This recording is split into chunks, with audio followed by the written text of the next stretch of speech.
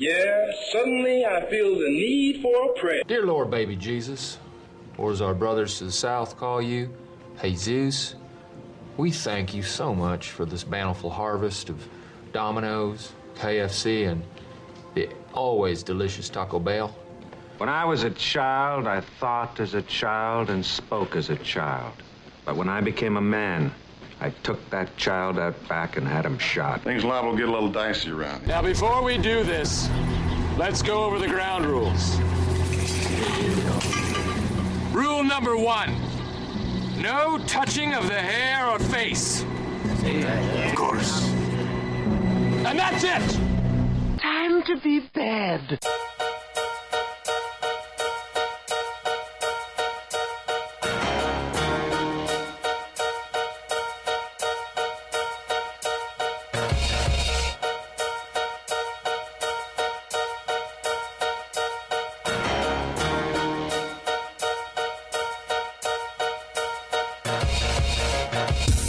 Welcome to Nothing But Show episode. Is this 11 now? Episode number 11. I think it is 11. 1 plus 1? 11.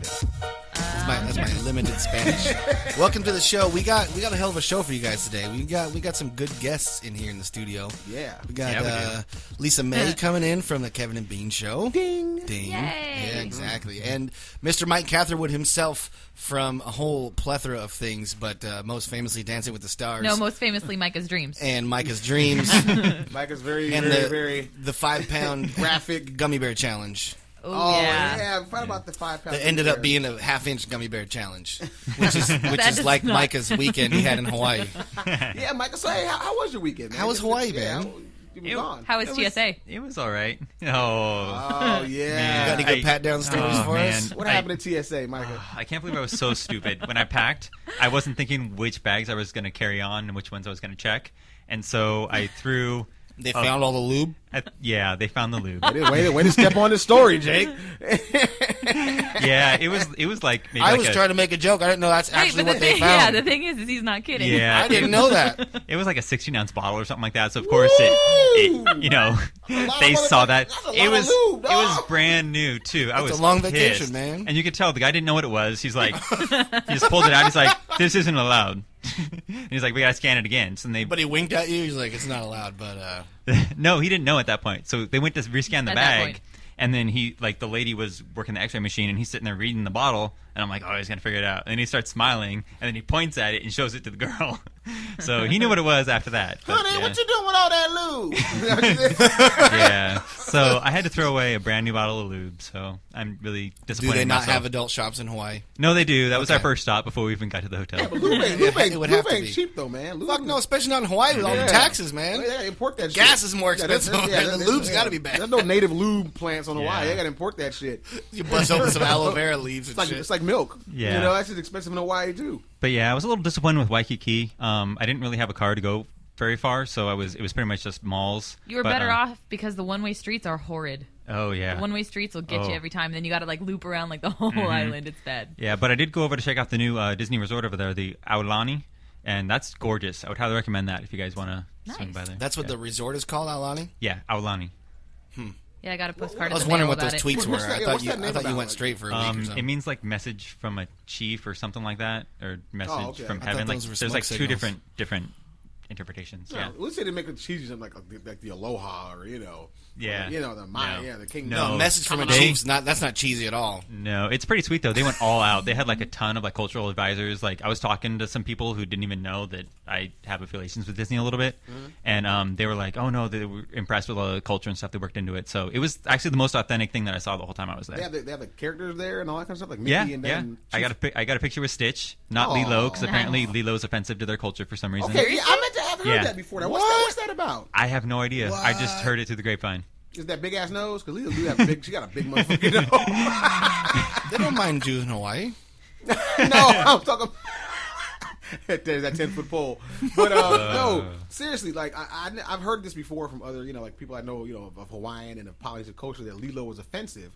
And I mean, what animal is Lilo, anyways? What no, is it? Lilo. That's No, not Lilo's an animal. the- She's a girl. Lilo's the girl. Oh, okay. Stitch is the little alien thing. You can tell my daughter hasn't gotten into those shows yet. Yeah, well, it's a little before her time. But I mean, it's just really weird though because like I would think that would be a big draw. There was a whole Lilo and Stitch because that was all a Hawaiian film, and Yeah. that's weird. I never knew that. I mean, So I knew Lilo it, was but- the little girl then? Yeah, Yeah. but I never knew it was like that big of a deal. I mean, Yeah, no. Apparently, like if they hadn't hired these advisors, they probably would have, thrown her in there and had a big, hullabaloo. Is that like their Sambo or something, or their little? No shit.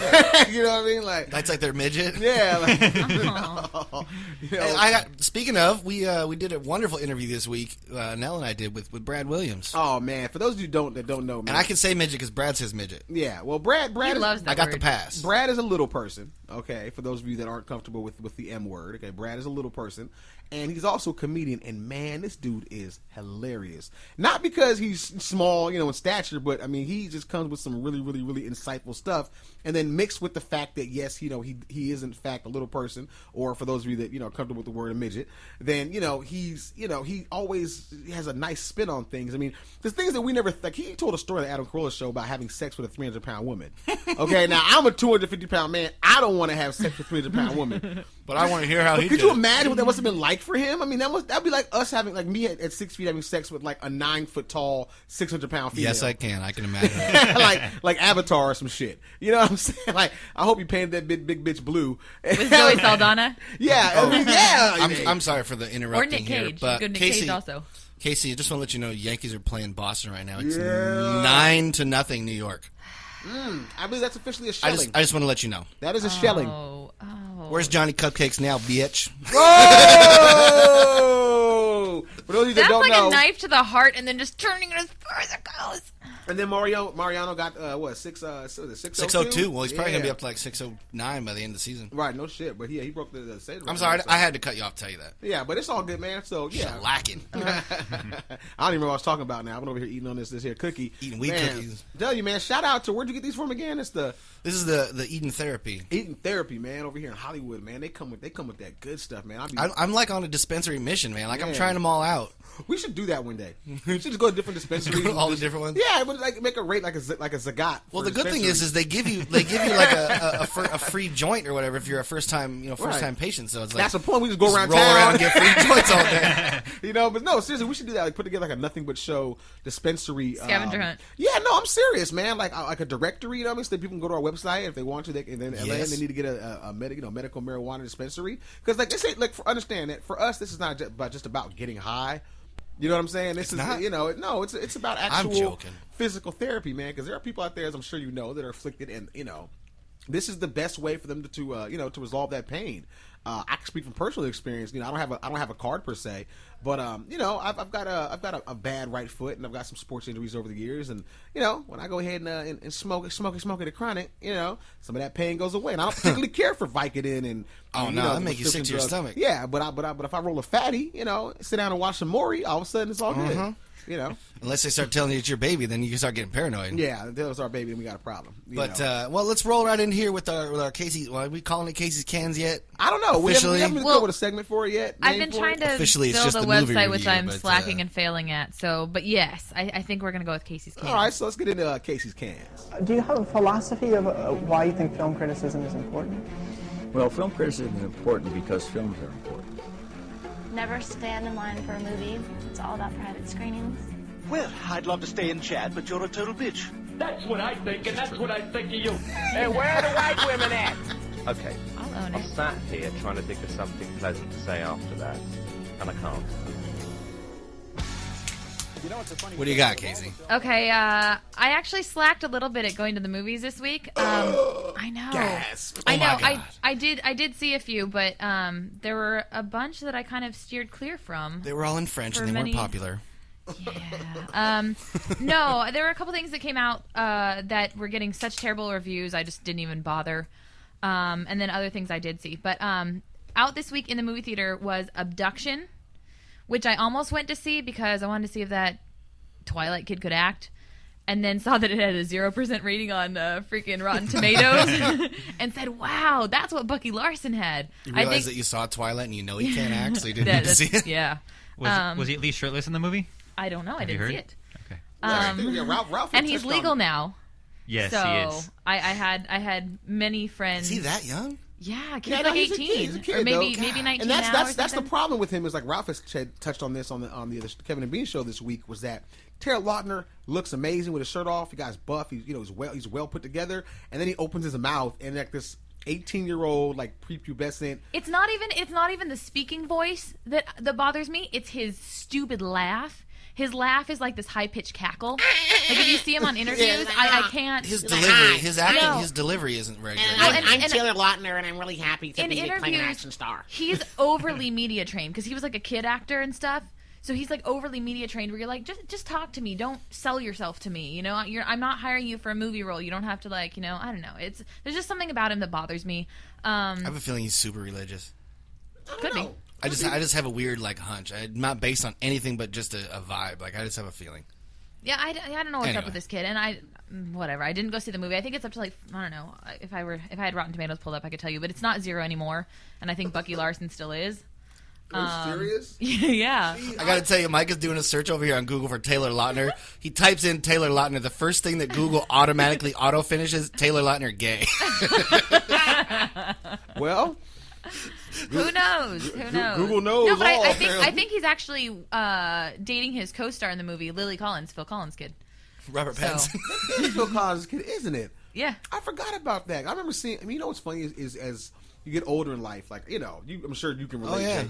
I remember seeing these people when they were like little kids. Exactly. Like babies. Like I remember seeing Phil Collins, like when you watched MTV and they would do like stuff, and you would see Phil Collins Family walking on stuff, the red he's carpet. got his little girl. Yeah, he's got a little baby girl there, stuff like that. Or even Remember like Frances Bean? Yeah, dude, like Yeah. Kurt Cobain's daughter, Right. like she's hot. Yeah. You know what I mean? She's But- like 19 or 20 now. Right, or but you remember Yeah. her being like a little kid with like Yeah. strained peas or carrots smeared on her face, taking a picture, like and you feel kind of bad being like, hey there, honey. I used to know you when you were 6.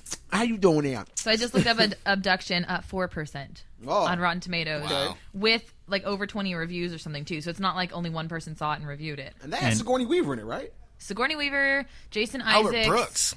Yeah. fuck? No, Alfred Molina, not Albert Brooks. Alfred Molina. Albert Brooks is in Drive. In Drive. My bad. Yeah. My mistake. No, Alfred Molina I'm is sorry. legit Shit. still. Yeah. I'm sorry. Okay, reviews counted 56 reviews, 4%. Ooh. Yeah. I looked up abduction though, and Taylor Lautner is shirtless in it apparently, because there's some Oh, shirtless okay. photos of him on the There set. you go. So Oh, of course. I'm gonna need a Are few you on minutes. Towel Road again? Let me tell you, when people try to kidnap me, the first thing I do is take my shirt off. You know what I mean? You know what's fucked up? I know the name of the gay websites now from all the links that he sends me. I swear it's from all the links that he sends me. There's this one guy on Twitter. I think his name is Joe My God, and he's Yeah. fucking hilarious. Yeah. All right, so we have abduction. I didn't go see it. It might do okay because you're gonna have like the little Twilight girls and their moms, and nobody in between. And their moms. Yeah. That theater's gonna And smell their horrible. moms. Yeah. So okay, also opening this week, Dolphin Tale. What is the happy I feel wanna good? See that? I wouldn't be opposed, but Morgan I don't want to Freeman's pay. in that, huh? Yeah, Morgan Freeman. All right, in it, I'll see it. it's- I'll see it. Morgan Freeman make you feel good about anything, but we all know when Morgan Freeman's in the movie, some fucked up shit happens. So when a dolphin losing his tail, that's pretty like traumatic, dude. I mean, that's the equivalent like you having like, your legs cut off. Yeah, for a You know dolphin, what I mean? yeah. Like, I mean, no tail is, that's it. So, I mean, just the thought that like some people would actually find a dolphin and then take the time to design a prosthetic, tail or whatnot. Yeah.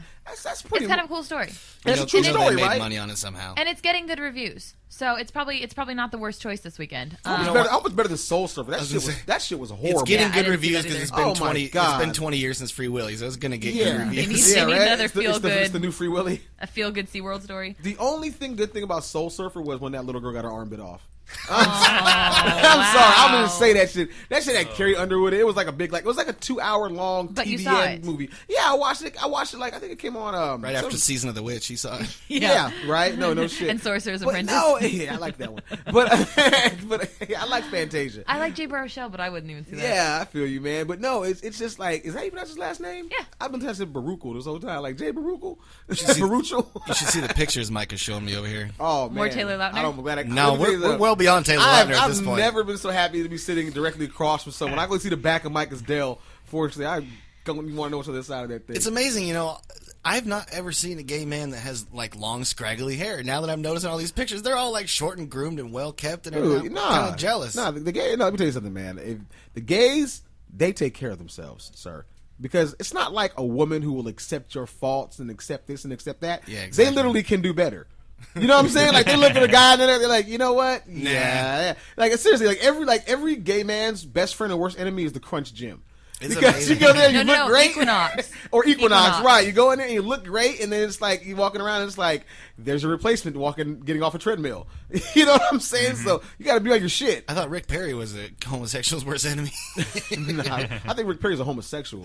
You know? Probably. What was I can't remember the name of the website I sent. I know I'm getting off subject. Him and Marcus Bachman getting it on. I sent Micah a link to a website. I think it was gayhomophobes.com.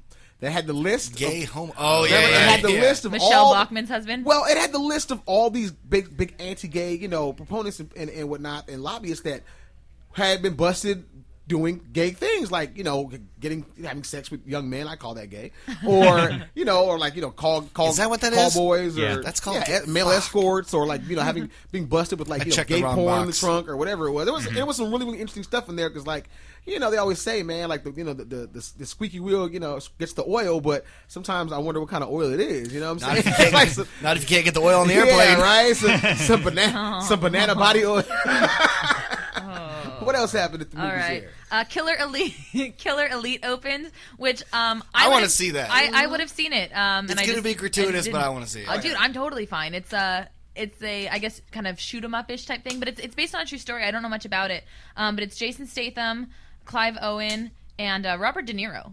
So that's pretty solid. I mean, I would totally go see that. I have not yet, but it's getting kind of crap reviews. So really, yeah, it's like at 23% on Rotten Tomatoes or something like that. But I mean, a lot of those type of movies don't get the greatest reviews because people are like, okay, yeah, you're shooting stuff up, awesome, But they don't because they're pretty gratuitous. Yeah, and whatever. Killer Elite out this weekend. Dude, did you see? Yeah, Shoot 'Em Up, that movie with Clive Owen. I actually loved Shoot 'Em Up. That was a good movie. I totally loved Shoot 'Em Up. It was totally predictable and stupid, but it was a great movie. And it didn't have much of a plot, and it didn't have much of a point. Thanks, but Micah. It was awesome. So Micah's gonna make me not a Yankees fan. He's showing me shirtless Alex Rodriguez pictures over here.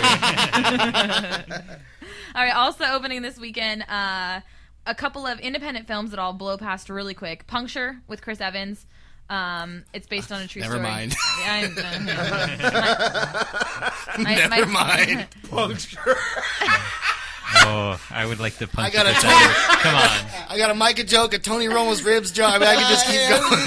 Puncture is based on a true story about these lawyers. Chris Evans plays a lawyer who's a drug addict, and they're trying to get these safety needles picked up by hospitals and stuff so that people can't accidentally get pricked and all that crap. So it was okay. That's a movie? Yeah. Really? Yeah.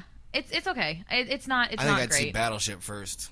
Oh, Jesus, yeah. that sounds horrible. No, Puncture, it's not great. I saw it for free, so I don't feel too bad. But had I paid, I would have been pissed. So yeah, Puncture, and then Machine Gun Preacher, which is also getting terrible reviews with Gerard Butler.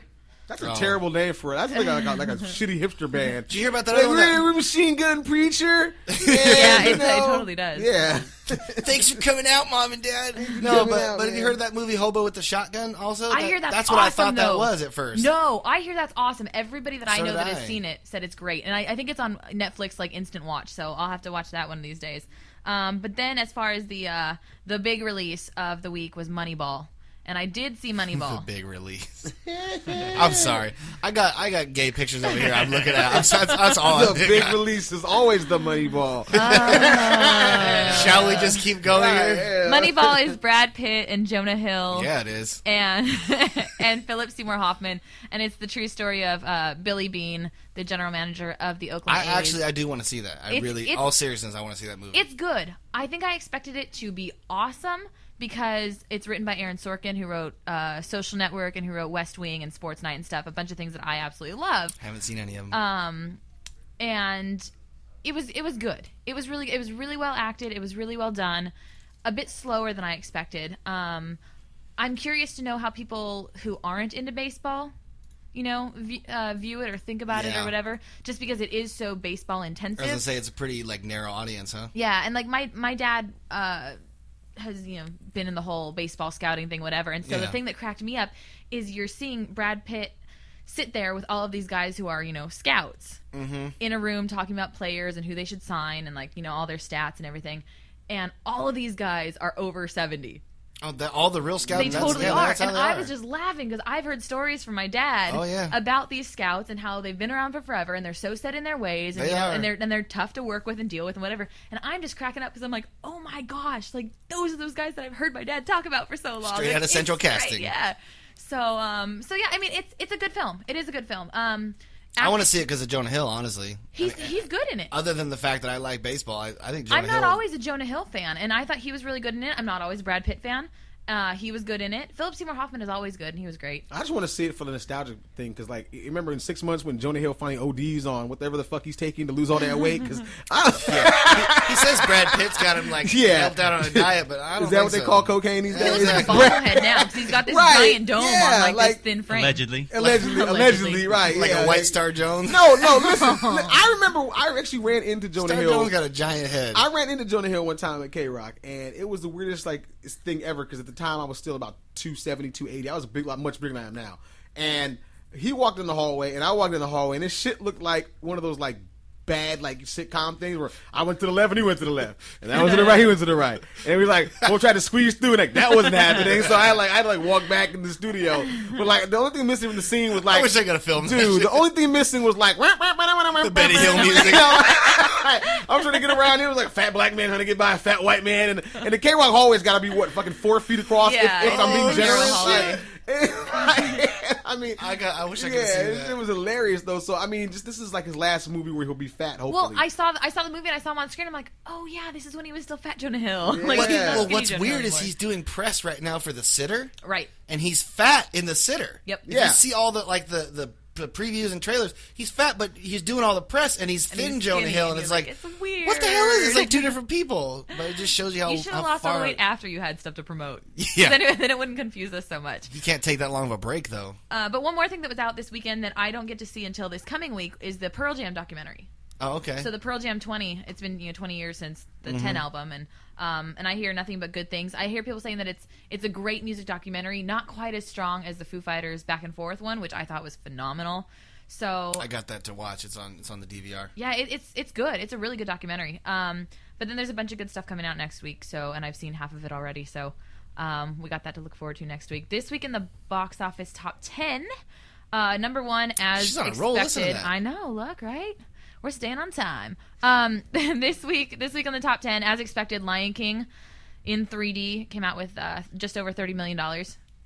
Contagion was number 2. Ain't that a bitch, Lion King? Fucking I know, 3. coming back Who in. would have thought Lion King would stealing came the back thunder from Contagion? 15 years later or whatever it is, and actually, you know what I'm saying, turn out to be some shit. That was amazing, dude. Like, Micah, you missed a joke last week when you here, man. He said, "How do you make the Lion King 3D? Like, what happens? Is the Elton John song that much hair? Like glitter shoots out of the screen at you?" Yeah, like pretty much. Lion King 3D. Yeah, you got the confetti coming out of the screen and everything. It's good. But yeah, no, the number 2 movie was Contagion, which made less than half of what Lion King ended up making. So that's kind of a bummer for Contagion, thinking that they were going to be the big even winner with of the box Gwyneth office. Paltrow's death, huh? Yes. Wow. Not as many people. I said I bought 2 tickets to see that shit, man. I see that movie 3 times. All right, number 3 was Drive, which didn't do too poorly for itself, considering it's like, not everybody's cup of tea, but it's mine. $11.3 million for Drive. Yes, I've seen it twice already. The Help was number 4.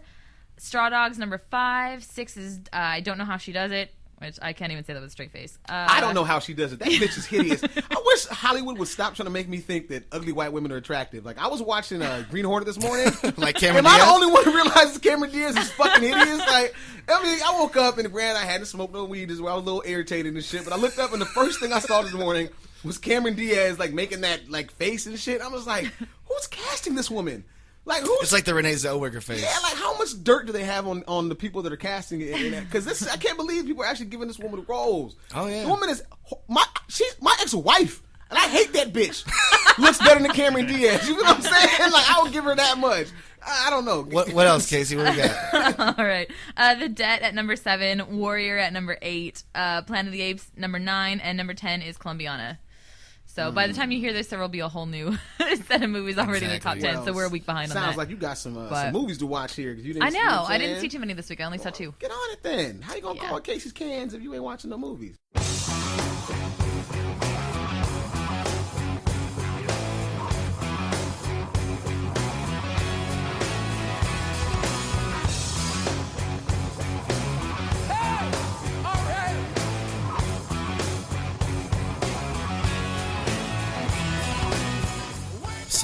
So what's my deal?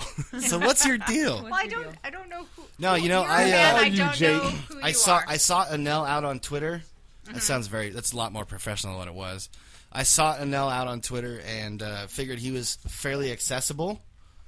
Yeah. And I'm a nobody. I figured he was fairly accessible, and I said, you know, if I'm going to do a show, I want to do it with somebody that I Also think smokes would be a before good the show with me. a good counterpoint. But But go back. If I'm going to do a show, who are you to do a show?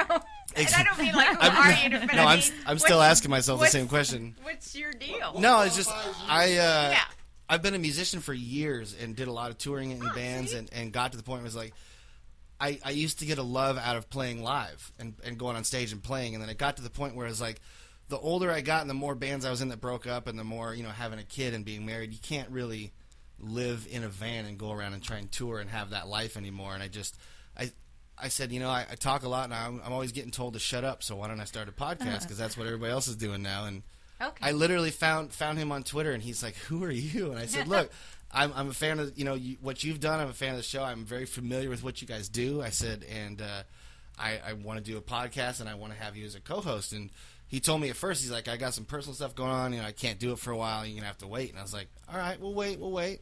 And I got to the point where Anel's famous for his CPT, so Anel likes to be late for everything that's not super important, and even some things that are important. Are we explaining CPT, or can they figure it out? I was afraid to ask. Anel can I thought explain that would it. make me not cool. I'm not allowed to say it. Anel has to explain what it is, but I know what it is. He doesn't want to say it because the word colored is in it. That's you know what? I'm even colored, but I'm just different colors. Right. Yeah, you're a lot of different colors. No, but I gotcha. I'm always I'll admit I'm usually 15 to 30 minutes behind me. Alex has learned, K-Rock has learned to compensate for that by being like, you got to be on the air at 9:50. You're coming on at 4:30 in the morning. At 9 a.m. And so I was showing about 9:15. She's like, perfect. But I did 2 episodes of the, you know, quote unquote show. I had a title, and I literally got a USB mic and sat at home and did 2 episodes of a show of just me talking for an hour and talking about, you know, whatever and opinion and stuff, and sent it to him. And Anel was like, oh, you're actually serious? Like, you're really gonna do a show? He didn't know how, so he's like, okay, and he sent me an email, and we got together. And the funniest thing was, on the way down here, I'm a medical marijuana patient, and Anel is a medical marijuana connoisseur. So on the way down, I said, I got my card. Where's the closest dispensary to where you live? And he gives me an address, you know, and I roll down there, and this dude sends me to fucking Crenshaw, like South Crenshaw. So I go in and get our medicine and go back to his house. I'd still, at this point, never met him face to face. We talked through email and on the phone and stuff, and showed up at his house. And I said, well, I hope you're going to stick to the show, because I passed your first test. And I made it out of Crenshaw alive. And we sat down, and we had some of our medicine, and we did our first show at his house. And it's just been, he brought Casey and Micah in, and we've just been rolling ever since. Awesome. And, okay. You've seen Training Day, right? It was exactly the same way, you know. Kind of. Run the white boy around. Yeah, we came around, we smoked some PCP, rolled around the ghetto. Ethan Hawke's prettier than I am, but it's still fun. Everything worked out for the best. But no, Jake's a good dude, though. Like he said, I didn't know him from Adam, and when he first hit and me then up, Lisa's giving me cats, and you know. Yeah. Well, that's you know, if you take the cat, I'll do the show. Right. Hey, that's the deal. That's my trade-off. deal now. I've got a cat. That's how we book all our guests. Hey, we'll find you a cat, but you got to come on the show. No, we have the infamous Lisa May here. Yeah, I was going to reset for a KROQ. second here for those of you that don't know who we're speaking to. We just jumped in and started talking. Yeah, well, I mean, it was an interesting topic. She basically asked, who the fuck were you? So, I get asked that all the time. Nice way. Yeah, it's better her who's not in here every week. Because if I say it, then I'll be like, oh, we should have covered this a while ago. Why are you here with us? If you listen to the first 2 episodes, you'd know. I explained the whole thing. I did. I don't expect Which all is the why guests. I didn't ask. I don't expect all the guests to do the homework, but no, I did listen to half of one episode We, just to get the feel. we can run long. Better than most. We can run long at times. We've been doing this for almost 3 months now since I started the first one by myself, and we've gotten we've had some pretty good guests. We had Brian Bishop from Adam Carolla's show. We had Lynette Carolla. We had Adam's wife on. We've had That's the one I heard part of. We've had quite a few really fun guests. Allison Rosen came on. Not just all Adam Carolla employees. I swear. You just raped. I'm just trying the talent pool. I'm just trying to think of like down the line, you know. But we we've had Joey Diaz on. Yeah, Joey Diaz on last Joey week. Diaz was on. We had a singer that was on. This cat named Jeremy Nichols. He's like 20 years old from Brooklyn, and man, really good. Remember that name? Really? He's going to end up to be somebody. He's one of those like YouTube kids who just throws everything up there, and everybody's like, "Holy crap, this kid's good." He's got like 30,000 Twitter followers, and it's all because of just these videos. And he puts a new video up, just put a mixtape out, and he's. I'm trying to get in good with him. I just need some of his, just some of his fall off. Because I mean, every time I look up, it's like these girls go crazy. They're like, "I love you did a cover of Chris Brown, and you did a cover of Trailer Rands, and oh, your lips are so sexy." And I feel halfway, you know what I'm saying, not straight watching the video. You know what I'm saying? I'm like, oh wow, Jeremy's he's like Prince. You know what I'm saying? Like his voice is kind of captivating. And Nell's looking for his $500,000 bodyguard gig. Yeah, there you go. And no, we've had some pretty good guests come through. We've got some other guests, pretty good guests lined up as well. I don't want to give any spoil anything, but you can spoil a little bit. Man, I talked to Orange Juice Jones yesterday. That was pretty Twitter. crazy. Remember Orange Juice Jones from The Rain? I don't know either. Remember that song? I saw you and him. Are we too white for that? Y'all don't know. I'm looking over at Lisa going, You're glad you're here. I know. You're probably not old enough. Now, Lisa, I'm gonna pull your card. You should know this song because I am a native Los Angelino, okay? You guys know her as Lisa May. I know her as Judy Starbuck. Oh my from K-Ace, God. okay? Which can I tell you where the name came from? This was before Starbucks came out of Seattle, when it was still just a local coffee joint. Yeah. And I was trying to think of a name because I was going to do Traffic on Case, which is the urban station in LA. You got to see the quotes. Urban. We know what that means. And this was before the internet, right? So nobody ever knew what you looked like, so it didn't matter. And occasionally someone would send a letter and say, "Can I have a picture?" And I would just throw it away because I wasn't urban. But, so I'm trying to think of a name. So did you have to fake like the on-air accent to like? She did. You have to understand. You're not listening. Listen, you're not listening. I'm telling you. K-Ace used to be in the Crenshaw Mall. Yeah. Okay. Actually, in the mall. Okay. And you can walk by and see the on-air talent in the window and everything. And so, you be riding around LA, and it's like, yeah, that was Albie Sure with me and her. Okay, now we go to Judy Starbuck with traffic. Hi, y'all. This is Judy Starbuck. And you got no traffic on the 10 West. Make sure you watch out of Arlington. So when I, eventually figured out classic. So when I figured out this was the same person, you have to understand, my mind was completely blown. I'm like, sure. Who in the? That was probably like second to Milli Vanilli for you, huh? Like, I remember the first time I ever met Lisa. Actually, was on a flight to Lake Tahoe, and I didn't say anything to her. Was that when it was? That was the first time I met you guys. Many moons ago. And I walked on the plane, and somebody said, "That's Lisa May." I said, "The white lady." I thought Lisa was black. Maybe is that how that whole thing got started? I don't know. I thought Lisa was black. You know what? And I am from Inglewood. She's from Inglewood. She worked at K-Ace. I mean, all the signs are there.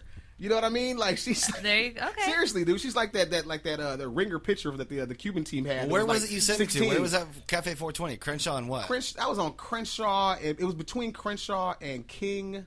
The one by the church that grew up at. South of King, by Stocker. It was between King, I would say actually like Stocker and like Angeles Vista. So it's a little seedy, a little dicey. Right by my church though. But it's funny when my big white tattooed ass shows up by myself, and I just like,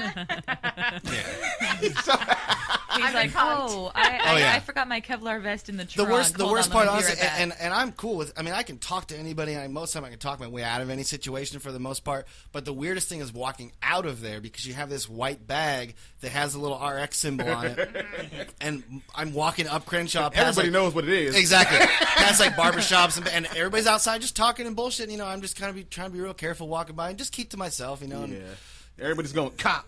Yeah. So I showed up though. I met Annelle. I was like, "Hey, nice to meet you. I passed your first test, and I'm still alive." Nice. So now we're doing a show. But I mean, look, he asked, "What's the closest?" You didn't say where the safest one was. I would have sent you to like West Hollywood or something. Okay, because let me tell you, the gays, they're serious about their medical marijuana. I'm sure. There are some nice places. There's like a Zen water fountain in there, and like there's a nice one in Santa Barbara. I know a place where you can actually get high and get a shiatsu massage at the same time. You have to go there. I'm tempted to go there. I'm a heterosexual male, but I have no problem with another man massaging my body. And if the mood strikes, hey. that was his second test I had to pass. You're right, He gave you a massage? I had to pass his test. So since we're on the topic, Lisa, I think we have some cookies lying around here. If you want some. We're not doing that. Mike, but the funny thing is we actually do. We have that was one of the things they picked up. I saw the cookies, but Well, you can't smoke. You can't smoke in the studio, so you can eat. You know. Yeah, we know that. I don't know. People probably know this story, but yeah, I had a brownie on 420 once because the intern we had wouldn't do it for religious reasons, and I knew it wasn't going to go well. This stuff none of this agrees with me much. And well, especially a brownie too. Yeah, it's different than smoking. Here's the thing. Being on the Kevin and Bean show, you never know who's effing with you. So I ate a little tiny bit of the brownie, and I waited, and like half hour later, I'm thinking, there's nothing in that brownie. They're screwing with me, and they're waiting for me to go, yeah, I feel it. And then they can go, there's nothing in there. You're such an idiot. Yeah, exactly. So half hour later, I go, I'm not feeling anything, and Kevin says, well, just have a little more. So I had a little Famous more. last words, man. Yeah, 10 minutes later, Ralph's in the middle of his showbiz, and I'm going, you can't see me doing that. I'm mouthing the words, I have to go. And I practically crawl out of the studio. I go into the bathroom, and I'm on my hands and knees in front of the toilet, thinking I'm either going to throw up or die. Or pass out and not wake up, yeah. And I came out of the bathroom, I'm like, guys, call 911. I think I'm dead. And everybody, that's when they start laughing. Remember that cop that did that? Oh, yeah. One cop lost his job? I think I said, I think I can't breathe. Something like that. Yeah. The first time I ever made homemade cookies, it was a similar situation. I ate like one or two, and I made it with Keef, though. I didn't even make it with weed. Oh, my God. I made it with Keef. So for those of you that don't know, let me be right here. Okay, for those of you that don't know, okay. Lisa and I are on the same page over here. You ever look at the really nice weed with like the white crystally shit on it? Casey's never seen marijuana in her life. What are you talking about, Jake? Okay, so look, everybody's seen a High Times. Yeah, marijuana. If you look at the actual bud itself, it's got like crystals on it. Okay, now the actual crystals are what contain the THC that gets you high. Well, the leafy, most of it anyway. The leafy part has it too, but the crystals, that's the good part. So you just had the crystals. I got a pollen maker that shakes the crystals off the plant. So you are serious. Oh yeah, right? Seriously, like no. But here's the thing. He calls it a hobby. I sound serious, but of that whole subset of culture, there's a lot of people that know about this. So I'm not that crazy. Okay. But anyways, so I made these cookies and I ate two of them, and I'm like, okay, similar thing. Nothing's happening, nothing's going on. A little while, hour and a half, ate two more. I ended up eating 4 of these cookies of all Keef, and same thing. I end up going in the bathroom, looking in the mirror, and I'm just cold sweats. My face is totally flush, and then it's white, then it's flush. Hands are sweating. I felt like I was either going to pass out or throw up, and I didn't do either. I basically calmed myself back down, drank a bunch of water, and I knew already because I'm ADD enough that I study all the stuff I've ever done. Yeah. And I knew that there's no way to actually physically overdose from it, so I knew I was all right. It was just kind of in my head, but drank a bunch of water, and once it subsided, I was okay. But how long did that take, though? Because it took hours. That's what I was going to say. I was out there. Alex took me out into the parking lot, and God bless her, and she hates me for it to this day, had to sit with me for like an hour and a half, and then I ended up laying on the promotion couch for like 3 more hours. And then I didn't come to work the next day. And that was a grimy couch, by the way. There was some nasty butts in that couch. I could have stayed at work. And Kevin sent me flowers, which I think were please don't sue flowers. Right? We don't need another one. Yeah, exactly. I felt like shit. That's funny. For the longest time. In the parking lot, I'm just like, please, God, make it stop. Please, God, make it stop. Well, see, being at K-Rock and me not smoking any of that stuff, that's not my deal. And so Dave, the King of Mexico, I've been at K-Rock for like 5 years now, and for the last 3 that I've been doing morning show stuff, whenever we're anywhere, Dave's like, dude, I'm totally going to slip you something. He goes, I just want to see how you'd be on it. I just want to see how you'd be on it. I'm like, honestly, dude, like, I would never speak to you again. He goes, that's not true. I'm like, honestly, if I'm so anti that and then you do that on purpose knowing how anti I am, I will never speak to you again. Are you serious? And let me tell you something. Always. And Dave goes hard. Dave would do it. I don't even know. I went out to Morongo for, I recently celebrated my 35th birthday. And so I went out to Morongo for the whole, the whole Bush thing. And it was interesting. Dave at the middle of the night, he's like, hey, let's, why don't we go check out the club downstairs and see what's going on. So I come downstairs and Dave is, we're down there partying with his girlfriend, and he buys me this enormous shot.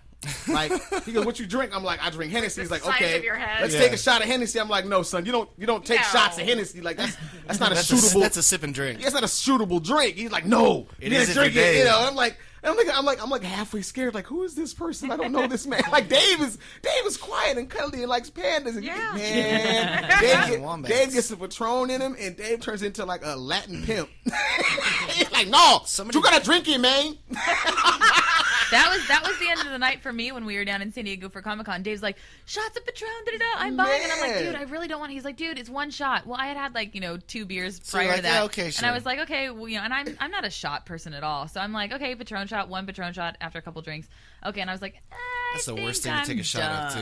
That's the worst. Yeah. I don't even mess with Patron. I was like, I'm done for the night, guys. I'm a drinker. I love brown liquor, Hennessy's and whiskeys and whatnot, but I can't drink the tequila. Like that gets me every time. And so, not a tequila. Yeah, and of course Dave is if it's mixed in something like a Long Island tea, I can handle it. Yeah, margarita. Well, Patron is the in drink now. Yeah. All the rappers drink it, all the cool kids drink it. So they're taking shots of Patron, and I mean, my stomach just goes. Are you the rapper? Or are you the cool kid? I'm neither. He's one. just Hennessy. Yeah, I'm Hennessy. I'm like all day. You know what I'm saying? I'm like the ladies' man. Jesus' birthday, on his birthday, Hennessy. I'm Hennessy. You love your Hennessy? I get you a glass of Cavassier.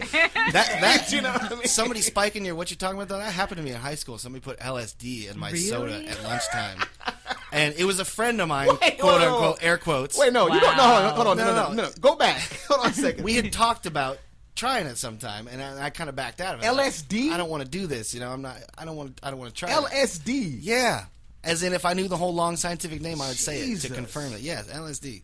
Yeah, Psycho Mike and his friends used to do that to each other. We should ask him about that when he comes in. What the? Yeah, we will. Oh, man, y'all white kids, y'all see this? Yeah. No, but I literally thought I was dying and found out later, what it was. And I mean, I'm sitting in class with teachers' faces melting and shit. Like, it was bad. God. But I found, and I was not friends with him after that. So you can tell Dave that you don't maintain a friendship after somebody. No, I know. Like Let's see. That's the difference between me and you. I love Dave for that. It was my birthday. You know what I mean? Sometimes you kind of get but he told you. Like, my friend didn't tell me what he put in my drink till after school. Yeah. So I had 2 hours of thinking I'm going to die. That's foul, dude. But nah, it was my birthday. Every birthday you need that one person that's like more pumped about your birthday than you are to kind of make it your birthday. You're like, I'm 35. I'm not old yet, but I'm getting there. I'm going to need it. They're like, fuck that. We're drinking Patron. That's why I invited Mel to my birthday. Maybe that's why I avoid birthdays. I don't trust my friends. I'm telling you, no. That's the way. You need people like that in your life, though, man. You know what I'm saying? Shout out to Dave, the king of Mexico, man. He takes care of me on my birthday. So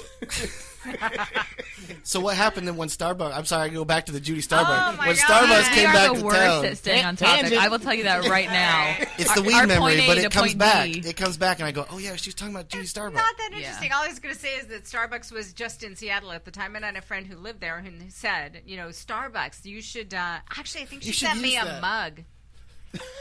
I think she sent me a mug, Eureka. and I went, Starbucks. That seems like right. a good urban name. I don't know why. Hey, let me tell you something, it's because man. the coffee is black. I went to high school. Nice. Well played. I wish I had a rim shot. I know, right? I could do. But I went to high school with nothing but Starbucks. Tyrone Starbuck and Lamont Are you kidding? No, I'm not. I'm fucking with you. No, Starbucks is not a black name.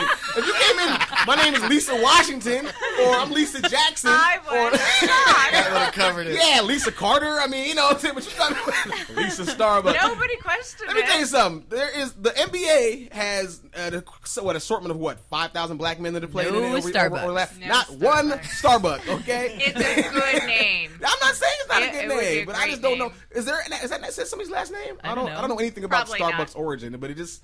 Because I remember Starbuck from Battlestar Galactica. I was just going to say. From the 70s. It was like Dirk Benedict. I mean, like, that's the only Starbuck I know. Do you think that's where the name Starbucks came from? I heard people mention that before, but I don't know. I could totally believe that. It could. Nerd open Starbucks? Oh, yeah. Well, look at how the name Google came around. I mean, you ever heard that story, how they came up with Google? No. There's a bunch of people sitting around because Google is an actual number. Like past trillion, Google is an actual amount. Really? Yeah, it is. It's a Google of something. So that's like is when you go to the next amount page, of it just something. keeps adding zeros in the middle. Exactly. Well, not zeros, but so O's in the middle. They were of literally Google. sitting around talking about something. And they would like to have a Google of information. And originally, it was going to be on a hard drive, like on a server. And that's where the name Google came from. So it's not. Starbucks could definitely easily be from that. I mean, it's not that That's difficult. kind of cool. Okay, well then where did their logo of the mermaid come I'm from? around for something. Shit. I've always wondered about their logo. Their logo's a mermaid. Well, is that what that is? They do a lot. Let me see. Seattle's huge. That's a mermaid? It's a mermaid, and it's got the hair that covers the you're boobs. Like, right. if you see the whole thing. And then the tail is now, like, split on both sides. But, it used to be a slightly different design. I mean, Seattle's a huge Right, fishing I've port. never really looked at the Starbucks. I never noticed Somebody that. pointed that out to me a couple years ago, but it had been a long time I before I spent too much noticed. time. It's like a mermaid Lady Godiva kind of thing. I've never noticed that. Something. I spent too much time trying not to burn the shit out of myself and being upset because I paid $5 for a cup of coffee. Exactly. That's why I've never taken time to look at the cup and go, "Oh, it's a mermaid." This was a shout out to my friend what you're Brooke, who paying actually for. hooked me up with a Really? free Starbucks little thing today. Yeah, I pick So them up thanks, and I'm Brooke. like, dirty mothers. So, Lisa, what was it, unless you already told me, what was it that made you need to have an on-air name anyways? Well, Lisa May, they didn't think that was going to cut it. And plus, I was already Lisa May. Lisa May almost sounds like more of a stage name than But Julie I was Star. already that on other stations. Oh, okay. On non-urban stations. I got you. And So you had to be urban. I had Lisa 4 came from different country. names. I had All at the same time or Yeah, throughout? all at the same time. What? Yeah, They do that a lot, yeah. Are you serious? Lisa Lurt on Power 106. I remember that. Yeah. Okay. And then I made up a name, Aaron Wyatt, for KMPC. That should be the Wyatt. country name right there. Yeah, that sounds like a that's country good name. porn name. Like Aaron Wyatt? Yeah, I don't know Really? why. Aaron is like one of those nasty girl names. Micah's got some breaking news. What happened? So apparently the name Starbucks came from Moby Dick. What? Yeah. You would come up with that. Oh, which would explain the mermaid logo, yeah. kind That's of, true. or something like So that. what is? I mean, you got to It elaborate. says right here, American novel about 19th century whaling industry. So I bet you that's Yeah, exactly I know what Moby Dick is. I'm saying, what does the name start? No, it just says the name comes from Herman Melville's Moby Dick, a classic American. I mean, that's all. Maybe says. that was the name of the mermaid. It doesn't say Was what there a chapter, mermaid? what I page. don't think or I why. ever read. I don't think I ever read Moby Dick. I read Moby Dick. I don't. I don't remember a Starbucks or a mermaid. 20 years ago. Yeah, I can't remember. I can't remember what I ate for Anyhow. breakfast this morning. All right, Come well, on now. We So, settled that. Did you So- start out to do I remember traffic, what or I did ate you for start breakfast. out to do radio? Yeah, right. Shout out to Austin from the Four Seasons. Yeah, You man. missed That's our, what's up. we'll have to fill her in. Yeah, I you, gotta hear you missed that. our party. Yeah, I wanted to just be in radio and traffic. Actually, I kind of just tripped into traffic. I was going to a radio school. It was called The Lab in Los Angeles. It's not there anymore. At night because I graduated from college with a business degree and I was working as a broker and I hated it. And so I was going to these classes and I met someone who was actually, they used to have people out in cars on LA freeways who would report back on the traffic. Oh, what? Oh yeah. Before they got the Remember that? choppers. That's awesome. They had choppers too, but in the middays they would put people out in cars. And now they get shot. Yeah, exactly. Plus the traffic stopped doesn't doing that. move, so you're like, I'm Yeah. still on the 405. Half an hour later, still on the still 170. on the Like when 405. Kevin calls in late and shit. Yeah. Yes. So I met that guy when I was at the broadcasting school, and he got me, told me about an opening at Metro Traffic that was off air, like a producer. And so that's how I started in traffic. But it turned out to be this amazing backdoor into LA radio, because to get into radio in LA, Micah's laughing at the word backdoor. you have to go somewhere else and get recruited LA radio, in. right. Yeah, Exactly. you don't start in LA. That's why, I mean, honestly, that's why, to go back to what we were talking about, when I sought out Anel on Twitter, because people are more accessible now with the social media stuff, I knew that, I mean, it's not a blow to him. I mean, he's not an on-air personality, but he still gets to get in the building and talk on the air. So it's like, that was kind of my way into somebody that worked in this business, because I've always been an outsider and just been fascinated with it as a hobby. And so I, like I said, as a kid, it was like I just wanted to talk on the radio. So once I got hooked up with him, and it's like now through him, I'm a beast when it comes to getting interviews. I bug people. This man has got some sort of sick. I do. I think he made a deal with the devil or something. I don't know, because I mean, Michael was like, yeah, I've got such and such from this TV show. I'm like, how did you get them? I just wrote them an email. And then I wrote them another email. I just sent him my picture. And then I wrote them another email. And then I wrote them another email. He likes to send emails. Kidding. And I'm like, Jesus, yeah. I'm telling you, before I know it, We got a show we're doing coming up with, I won't drop his real name, but he goes by Seymour Butts. He's a huge porn producer. And he had a reality show on Showtime for a while called Family Business. Remember that show that went about the guys that, that's and an awesome literally, he followed me on Twitter. I don't know why. I'm not that fun. Like your but smile. he followed me on Twitter, and I found him by his real name on Facebook and added him as a friend and just talked to him casually and kind of realized, like, wait, who? And I told Anel, and he's like, do you know who that is? I'm like, no, I have no idea. Kind of hit the guy up and said, we'd like to have you on do the show. He's like, better yet, why don't you come down while I'm doing a shoot? You guys come on the set and Are you going? I don't know. This is I the first haven't time told her hearing yet. about No, any of this this. is I'm kinda- the last person to find out everything. You get Casey within 50 yards of a porn set, and she's not working at She'll K-Rock melt. anymore. Just be like the Wicked Witch. They're gonna make you a star, honey. Okay, they're gonna say, let me get a look at those. Somebody things. grab that duct tape. You know? Grab the duct tape. You're hired. Yeah, right. No, so Jake is. But yeah, this he's going to invite us to come down. Just happened yesterday, which is why I haven't heard about do it. Do some interviews with some of the quote unquote talent in the chairs, the makeup they've chairs. got talent. Well, yeah, they do. They do. But, Don't quote but unquote we get them. we get a full interview and Full behind access? the scenes and everything. So That's what you were going to say. it comes to my I call it hypervigilance. My ability to just not turn my brain off. Like I'm constantly thinking about how to advance, the show and how to do stuff. And that is how to seriously. trick. 1 o'clock in the morning, I get Really an email, dude. Check this out. What do you think about? I'm like, what? I'm like, and then it's funny because he's like me. Like some nights I'll be up till 1 in the morning. Some nights I'm in bed at 8:30. It just depends on what I'm doing. He's the same way. Like today, 5:30 in the morning, I get a text from him. Like, check this out. I'm like, motherfucker, it's Saturday, and but I was awake because that's how I am. And I could have sent one to him, and he'd been the same way. Right? So. Sometimes I'm up, and when I'm not up, I just won't reply to him. I don't get pissed off or anything about it. But We're two black and white peas in a pod. Yeah, but it took me about a good month to convince my girlfriend I wasn't having an affair. She's like, like cheating on her. She's like, who's texting you at 6 a.m. and those are good morning texts. I swear it's a guy. I'm like, I swear it's a guy. It's a guy. I swear it's a guy. That doesn't make me feel any better. I'm like, okay, sorry. It's Jake. Oh, okay. Now she's Everybody Jake. gets it now. My phone goes off at 6 a.m. She goes, what does Jake want?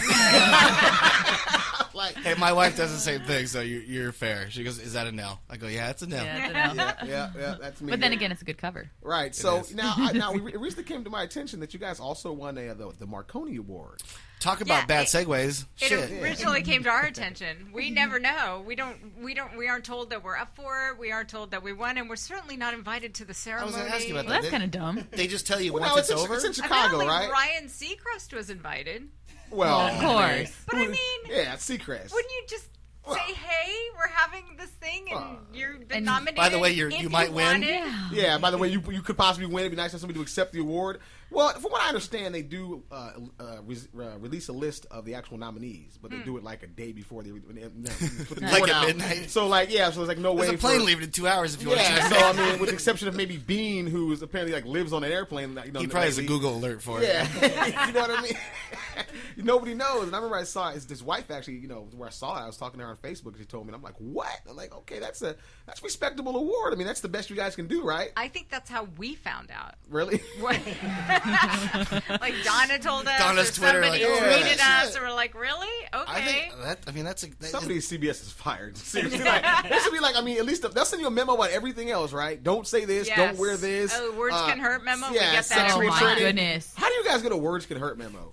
Okay, no. My I'm favorite not thing kidding. is we do get these online tests that are like sexual harassment in the workplace type of things that we have to go online and take. And I'm scrolling down this thing just laughing hysterically because I'm like, this person's fired. This person's fired. That other dude at CBS didn't follow that on the TV lot. You see, smack Minka Kelly's ass. You see what the guy smacked? Yeah. He works CBS too, so he must not got that memo. That took balls, though. Well, and also I work for a show that I have walked in to the radio station in the morning with the greeting of "Hey tits," and in my head is going job security. Oh yeah, just mark I feel down, pretty confident. Mark down time and date, and so then when the lawyer asks, you go, "Well, this time, this date." That's the HR part ain't getting about rid of you. Not actually working for K-Rock. When I come into the station, I can say anything I want to you. Actually, it turns out you can anyway. I know, right? Yeah, right? I know. Who knew? But that's what I was going to ask you because I don't know if it was Wikipedia or what it was, but I try and act like a professional and do a little bit of research. Did research? But I want to say that I read something that says that you're technically employed by Metro Traffic and not by or not CBS. Yes. So after all these years, still you still work for Metro. That's a good thing, man. Are you serious? No, I was just fascinated by the fact in itself, not necessarily whether it was good or bad. Shows like this may put radio out of business, but they will always need traffic reporters. Oh yeah. You feel me? So. I hope that's true. There will always be traffic. That's true. Not if you ask Adam Carolla. Traffic keeps changing, and the way people get it keeps changing. Who Right. knows? But if you look at it from CBS's standpoint, why pay for something you can get for free? I'm essentially having sex with them and not demanding Very dinner. true. You're talking to a married man, so he doesn't understand that concept. So Metro gets paid because of the commercials I read. Okay. In the traffic. I got you. And so there's just no reason for CBS to pay me. I just didn't know if it was a technicality like that, or if it was like someone just never got around to doing the paperwork, or there's a reason. So No, they don't want to. So is that the reason they never let you talk on air? Yeah. Are we really going to start that? Metro Alonso. No, you know what? I gotta say though. I caught the Pluto joke, goddammit. I caught the Pluto joke. I did too. Yeah, from the other Lisa, room. no, you burned the shit out of Bean the other day. You're like, you're going to Pluto? Not going to a planet. I And think was I like, gave Bazing! Crickets just. There was nothing on the air, and then It was like right to commercial, and I was like, I heard that. I heard it. I probably would have said something about like catching that joke. However, I must have just, assumed that everybody else got it too, and it didn't happen apparently. And not a word. Well, it's I gotta tell you though, honestly, Lisa, like from the heart, I've had the fortunate pleasure for the last 6 years or so to be able to sit next to you when I come in and do my thing, and they not so fortunate for her. Yeah, no, this woman is him. awesome. She'll get her little paper route and do her Metro traffic and read her thing and read her commercial, and Kevin's over there fucking with her, and Mike's over there trying to put his dick in Kevin's ear. And, you know what I mean? Beans up there, on the TV. Lisa's trying to think of another creative way to talk about why you need AT&T. And yeah, exactly. No, but she's like, and bam, and bam, and bam, and bam, and bam, and bam, and brought to you by Bam, and bam, and bam, and 4 or 5 stick alerts, and it's like perfect. Flawless. Yeah, and I'm sitting over there looking at her like, is she a machine? it's like she should just do traffic with her finger up in the air. Yeah. F you all. From all those years being Judy Starbuck. Yeah, it's a 6'1" black man smell like weed sitting next to her and shit. You know what I'm saying? Digging in his ear like Didn't even phase her. Not even that. Doesn't even phase her. She just, and doesn't miss a beat. And I don't know. I just like to say from the bottom of the heart, you are quite talented at what you do. I appreciate You still haven't that. figured out a way to keep mattresses and ladders out of lanes. That should be a drinking game. And hopefully you'll hopefully you'll Yeah. come on our show again without having to make me take a cat. Yeah, no. No, the Lisa May drinking game is legit. I would really play that game. Anytime you mention a ladder or Yeah. a mattress, take a shot. I like it. Anytime she mentions a sig alert, take a shot. Or anytime she mentions a slowing at 73 and Mike, you want to fill in? The 73 and Jamboree. I don't know what the fuck is going on at the 73 and Jamboree. 73 is terrible. Somebody in the road having dinner at a table just sitting I'm there. not even kidding. Every morning Every day. I get dressed and I listen to you go in the road and there's go and there's slowing at and I go 73 and Jamboree.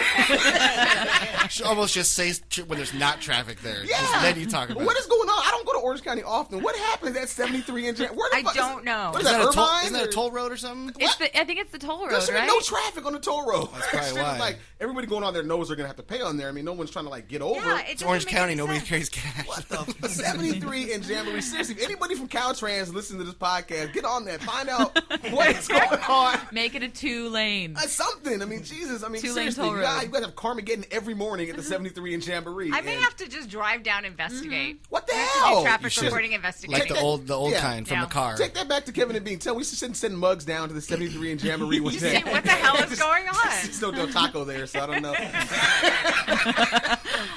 Poor guy, man. That guy probably works for Del Taco like she works for Mug, Metro. yeah, right? Listen, he did the Del Taco thing for how long was it? Oh, God. it was like 2 weeks straight. Every day, and he Right ate after work. there Well, of course he every did. day. Yeah. And we had Del probably Taco got there early and ate in there the before he studio. had to do Well, I'm never a part of any of that. Whenever there's a food run, anything, They don't ask you. nope. Aw. Nope. So I sit in there, I walk out, I'm like, oh my gosh, what I would give for freaking like Subway breakfast something. Why don't? Oh. We'll try to fix that. That's worse than not eating. There was one time where I was like dying of hunger and I walked out and it was when we had Rogelio as an intern and I had walked out there and I'm just like, dude, if there's any way you can snag me a something, I need food. He goes, oh yeah, totally. And I'm like, is it really that easy? Yeah. Muggs always has want food, food. dude. Like I remember walking one time, he just like smashing like 2 Del beefy burritos. And I'm like watching him, he's like, you hungry? And I'm like, not anymore. Now that I've He was seen gonna you do it like a eat. mama bird for you. Yeah, I mean, Get people it laughing, back up. but he's not a small guy either. I mean, I'm not a, Muggs is a tall dude, so like, when he's eating and stuff, and like he's just mobbing around a big Del Taco bag, and you look down, there's a beer pitcher on tattoo down there. He's Yeah. like, how did he get a job here? But he's a good dude, though. He's man. I a love great him.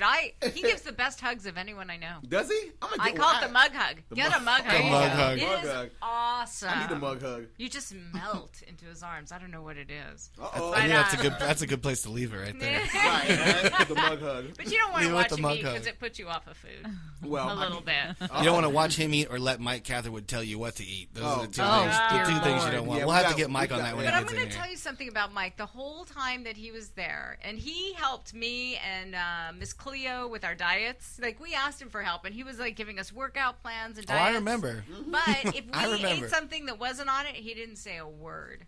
Like, he did not get in your stuff about food, and he would never correct anybody. I really thought that was admirable. Yeah. No, totally cool. Well, I mean, when I got divorced, I asked him for some tips. I dropped what? I think like 45 pounds when I got divorced. I put about 25 back on since. I came in one day and Mike's like, "Man, you're looking good. You've been eating this stuff." I was like, "Yeah, well, I just kind of took some advice and stuff like that." And then I got a girlfriend and got comfortable and pumped right back up again. He didn't say anything to me, but he kind of gave me like a. You failed a little bit. I see. Back on them with the medical marijuana cookies again, huh? I'm like, yeah. His discipline is ridiculous. He's like a samurai with muscles or something. Like a machine. Come on. Yeah, I'm waiting for him and Micah to go ahead and just get married. I wish they go ahead and make that move. I think he'd love to be gay. I would. You know what? I would love to. Listen, nature's cruel joke that he is not gay. If it was not for the disgusting section of the man part, I would love to be gay. Seriously, the disgusting is subjective, if you ask me. Well, I've seen some things Micah tweets. It's disgusting with him. He thinks it's disgusting too, but there's a whole different manner. Okay, when Micah sends me a cookbook based on semen-based recipes. Oh yeah, that happened. Semen-based cookbook recipes. Oh dear God! Courtesy of Micah. Yeah, I mean, he was telling me one day, he was like, you don't. I'm like, no. I was like, I tend to dispose. Micah, why are you turning red? Can I ask a question then? Because based on my experience, it's not going to change the taste of food that much. It's like alcohol taste baked out. Micah? It's pretty mild. Tapping out here. I know. I'm going to revert to the experts. Micah? Yeah, I would say because you're not putting it in there in significant amounts. It's not like a cup of that and like right. A teaspoon of sugar. a cup of that. I think it would depend on how. It's like cornstarch, just a thickening agent. A cup of. You ever bring a cup in? Yeah, you should have seen my house last Saturday night. Oh. And on that note. All right. Well, I think we've left it at a good point. Yes. Lisa, thank you for coming down here all the way over the hill and braving our shenanigans. Yes, and by the way, apparently you stayed on Mike's regimen because you look great. You know what I'm saying? Thank I walked you. out of the bathroom. I said, "Who that white girl with that little skinny waist and that big ass over there?" I was like, "Oh, that's Lisa. Hi, Lisa." He did. Don't rub off on He you. said it just like that. Yeah, I gotta say. But my natural, there's a badass white girl radar went off when I walked out. So I said, "Okay." Judy Starbucks slang kicked in there. There you go. All right, thanks a lot, Lisa. All right, thanks, guys. It was fun. Pleasure.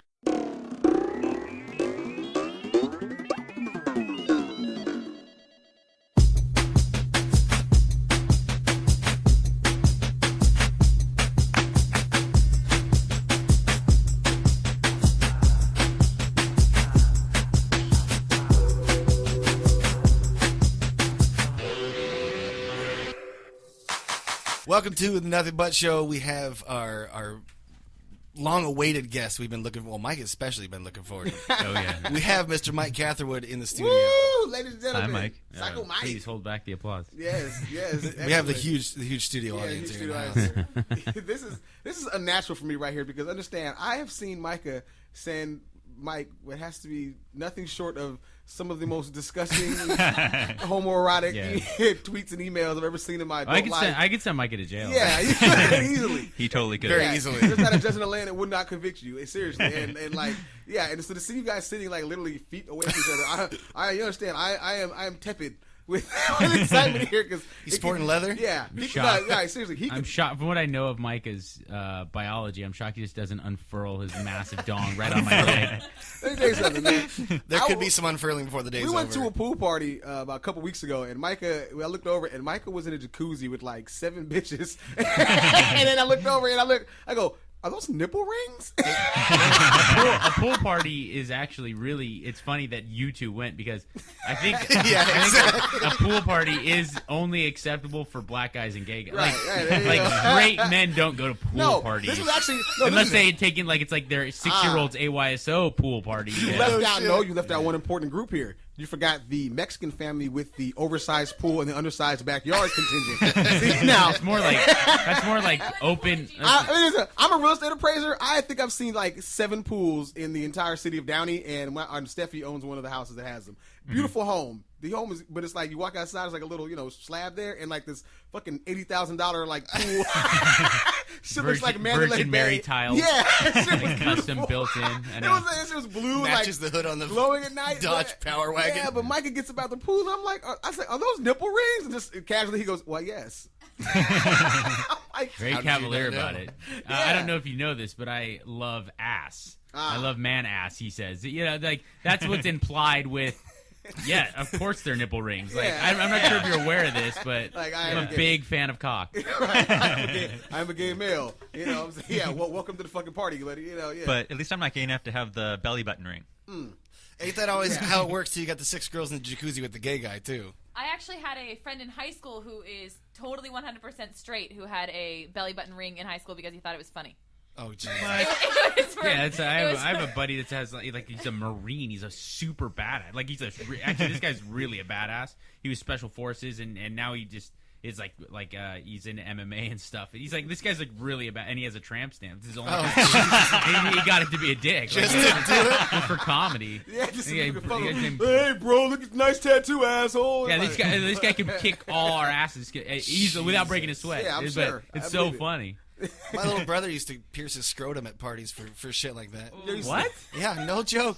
What? That's next You know, level. I was talking to your father during the Mike break. is kind and of parties. He was telling me that you two have a wayward younger brother, much like me, that's a little bit off the rails. Yeah. there. No, I'm not even talking about him. My brother that ain't so wayward. He used to take like when you go to the mall, the little piercing kiosk, you know, where Yeah. they have the ones that are extra sharp for piercing your ears. Right, yeah. Huh? He would take one of those at parties and Christ. pull out his sack and jam it through there. That's a fucking party right there. And walk around and go, it doesn't hurt. It's just like the skin on your elbow. It doesn't hurt. I've actually pierced a girl's clit with my penis because it's that thin.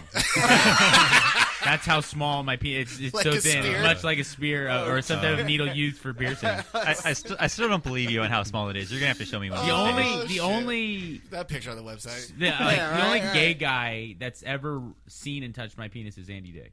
So until you can get him on the, He's actually we're working on trying to get. We're Andy actually Dick working in on here. that. We've got some. What was it? David Nussbaum was on. Don't put it past me. Was on here a couple weeks ago, man. It's Andy Dick's.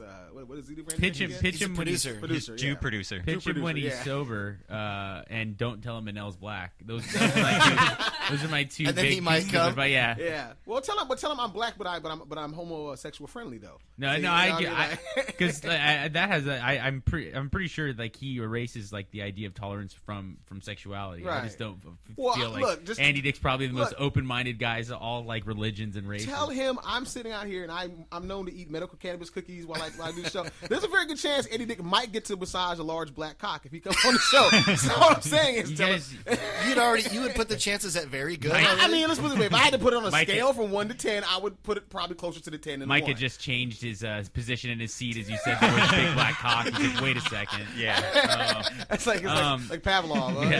Yeah.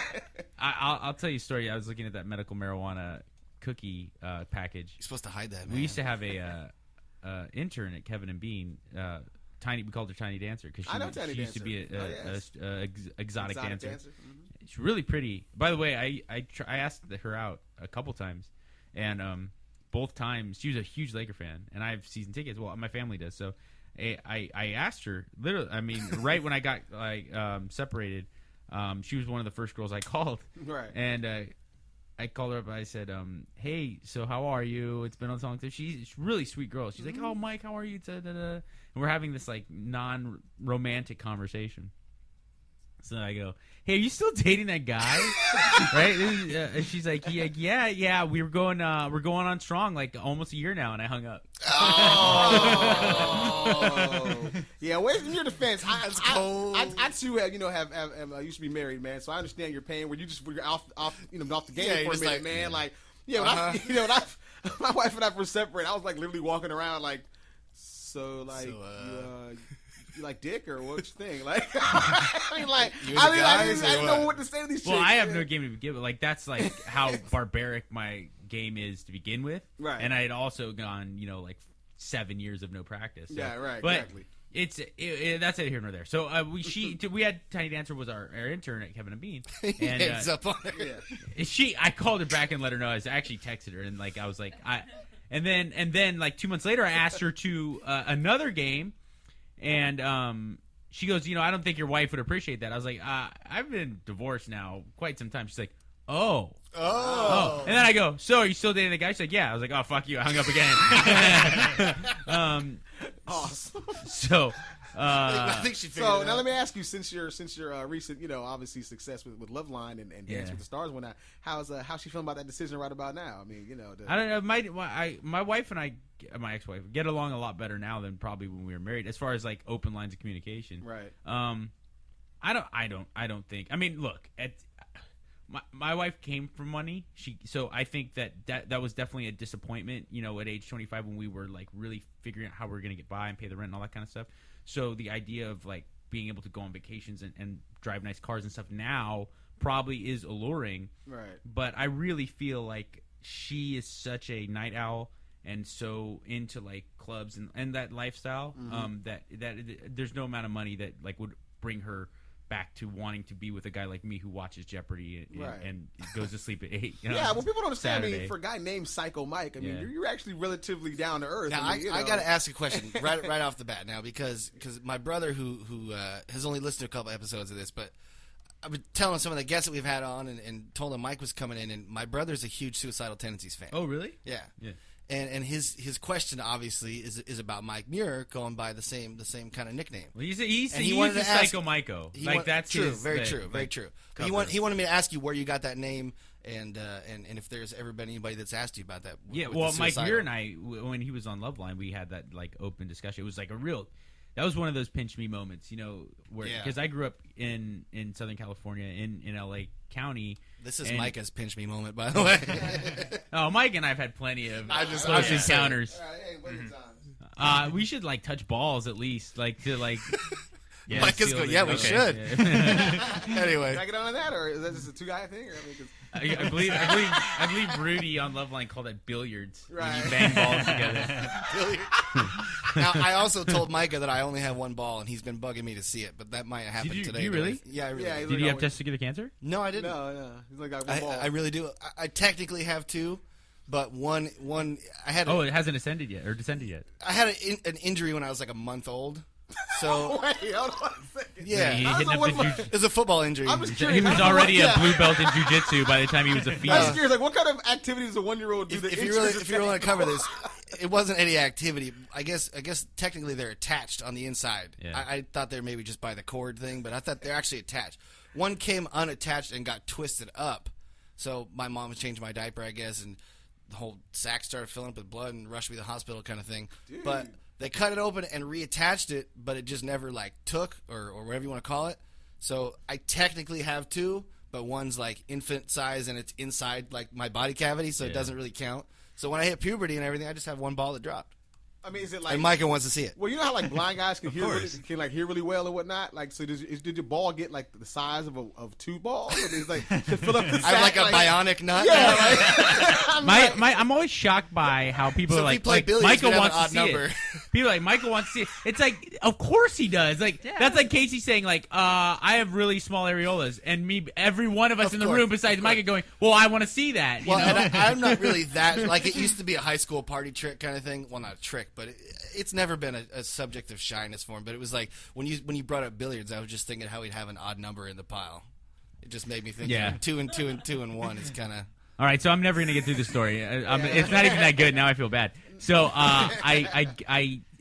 she was not only tiny dancer. Going back to that story, was not only a exotic dancer. She was working at a medical marijuana dispensary at the time. At the time, she was our intern, and so she would bring in like treats for Kevin and Bean and stuff. And I get like I've been so far removed from the drug game for so long. Like I had no idea that you didn't just bake pot brownies anymore. Like when you got bored with your friends, actually like sell there's them. like pot gum and pot lollipops and pot brownies and pot cookies Goldfish. and the whole deal. Yeah, like the whole deal, Pretzels. breast strips. So she brought in like a whole, I guess, like collection of like the good stuff from her dispensary, and some of it was in like a packaging like the one we see here, where it was like it was shown that it was, and other stuff was just like in Saran wrap, okay, like homemade like shit. bad Halloween candy and shit. yeah, Right? yeah, but it was like before they could package it. It was like made at the dispensary, like, and so she brought like the raw product, you know, and I took. Like she brought a bunch, you know, for like as gifts, and even though obviously I don't, you know, use that stuff, I took some home for like at the time my wife and like maybe her female friends, like if they were gonna come over and have like a Sex in the City night, like they would eat these pot cookies, right? Well, like these were one of the ones that were unlabeled. There was 2 cookies, like no, I think there was 3, but they were in the same package. vacuum sealed and everything, all professional, but there's no writing on them. So I brought them home. That'd fuck you up. And I man. put them in the refrigerator because they're kind of like raw cookies. Right, you know what right. I'm saying? Like you can't leave them out. They're not. Nah. They're like Toll House. They're soft. Yeah. So I put them in the refrigerator, and that was on Friday night. Friday night, I go out. I go to work. I do my shift on K-Rock at night, like 2 in the morning or something. Wake up, come back to my apartment, go to sleep. Wake up at like 4 in the afternoon on Saturday. I go to the refrigerator to make my and 2 of them are missing. Oh. Okay, and I had not at all had the conversation with anybody because when I got home from Kevin and Bean, there was no one in my house. When I got back from my jock shift, there was no one in my house. So they were just random cookies in. Now, my ex-wife had my mother-in-law in from Laguna Beach. Yes. It's like a bad sitcom, man. So like, yeah, but I don't know. Like, I never addressed it. I just let it ride. So I wonder if I really do wonder if like my mother-in-law and my ex-wife took her were shopping. like, I couldn't get out of the like food at the court. Grove, at the Grove, like. Because if you don't go into it knowing you're gonna get stoned, you would just feel really ill. You know what I'm saying? You'd probably just be like, my brain's melting. You know what? There's the other effect. Like maybe she had the best fucking visit she's ever had in her life, and like, starving. You know what I mean? Like, yeah. Maybe she's like, that new mall is like the best mall I've ever been to in my life. Yeah, I'm so hungry. Yeah, I'm so hungry. So you missed it when Lisa was in here. We were sort of talking about May. Oh yeah, yes, Lisa. Lisa. She just left. Ding Ding ding. Talking about taking drugs on accident. Yeah, Jake's friend slipping him some drugs, and I said we should talk to you about the have fun in class. Oh, I used to. When I was living in San Francisco, we used to. There was a guy I lived with. Was a drug dealer, but he was like hippie San Francisco. He was from Santa Cruz, a drug dealer, like different. Don't think like That's a a different grizzled. breed, yeah, it's not a grizzled cholo like carving up crack rocks. It's like Spicoli. He used to have like the raw product of ecstasy. Just I'm telling, if this was the table in our living room, a foot high of raw powder of MDMA just off our table, and he'd sit there and put it in capsules and stuff like that. By the way, every good story starts with when I used to live in San Francisco. Yeah, for Micah and I. Yeah, right. And he also would have just sheets of acid and stuff. And you don't have his number. Or, oh yeah, he's on Twitter. Well, no, I mean the only like real friend from my time living in there was this guy West. Who this is not the drug. He was also from Santa Cruz. But I could bet you $1 to donuts that if I contacted Wes, who I know very well still, that he would have this guy's. I don't want to use his name. We'll talk. We'll talk later. Yeah, he would have sheets. He was like a high school notebook, but of acid. And we used to it got to the point where between 1998 to 2000, I could count on 2 hands the amount of days I didn't use acid. You know what I'm saying? Like. That's why when people are always like, I hope I'm going to be okay like on a long-term basis. You're fine. I fried 5 times. I'm like, listen to me. You have any idea? Like, you understand? Like, there'd be no possibility that Bob Weir and Pigpen could like see straight right now if you had, you know what I'm saying? Like, give me a break. Don't like overly, dramatize. How do you say it? Dramatize. Your drug use, when you got to remember there was a time and a place when like Jim Morrison lived. Like, yeah, exactly. Yeah, right, yeah. Anyway, so we used to get to the point where we would just fry all day and smoke weed all day. Like those days, I thought if I just got shit faced and smoked weed, I was sober. Like if I went on a Tuesday where we just took a couple bong loads and got drunk. I was like, "Wow, I was really good last night." I can drive. Yeah, so I'm good. We I don't do drugs. What are you talking about? So we used to fuck with each other, and I was at the point there in my life where I gave up the idea of going to class, and I was not going to be a student. But I had this other guy, Wes and stuff that we were hanging out, who was like really on his way to like trying to make something of himself. Right. So we thought it was great when we would put acid in his Sprite and watch him drink it. Like, I'm so hungover. Me and this guy Jeff Hammond. He still lives in Southern California. I got to get Jeff Hammond in contact with Jeff. Seriously? We would wake up. Or actually just not sleep, and we go to and we'd like dose the entire thing of orange juice, and then wait for like nice people to come over, and then we watch them drink the orange juice like this.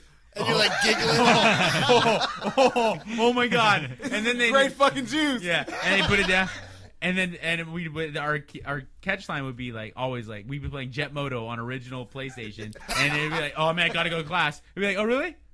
have fun in class. And they go, no, you didn't. You didn't, asshole. Yep, yes, we did. Because the great thing about acid is it's not instant like weed or, like crack. You don't hit it and go, No, it takes and it doesn't go away quickly either. So, like an hour later, you're sitting around and going, oh, shit. And dosing someone without them knowing is really a bad thing to do. But when you're doing it amongst other, outward, open drug addicts. Yeah. And then also, our thing was we really didn't feel like it was that bad as long as we warned them. Like, we never let someone go to class without knowing that they had taken it. Because then you could have a full mental breakdown if you were all of a sudden thought that was just your brain. That's what happened to me. That's what we were talking about. Yeah. In high school, somebody dosed me and did not tell me. And I literally thought I was dying. Like, I was freaking out.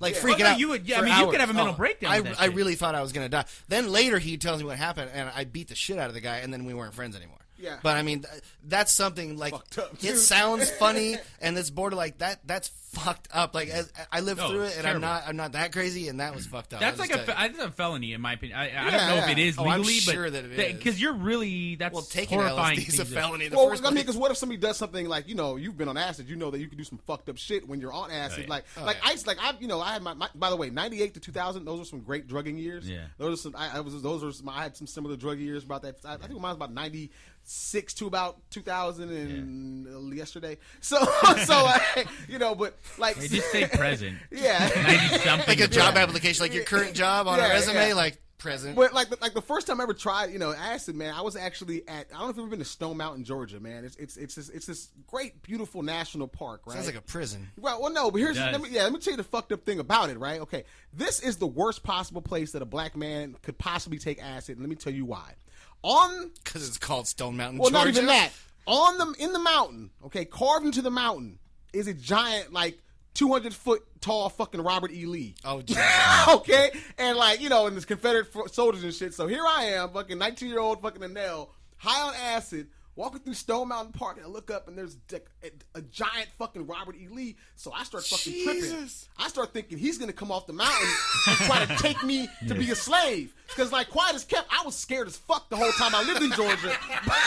just being in Georgia. Like, I'm from California. You know what I'm saying? Like, I'm in LA. You let me listen to me. You know what I'm saying? Do I sound like I'm from Georgia? So basically, yeah, that was my worst. I had great fucking fun because we were running through the park. We kept thinking he was gonna chase us. We're running, trying to hide behind trees. Jesus. It was me, two other homeboys. Shout out to Patrick. It was me and two other my homeboys. We were fucked up, but seriously, that was. I could not think of a worse scenario for a brother to be in, high on acid, with looking up and seeing the fucking a 200-foot fucking Confederate general, carved out of stone. I'm gonna come get your black ass. Yeah. I was just sitting there dangling chicken in a rifle. Yeah. Come and get it, fishy. Yeah.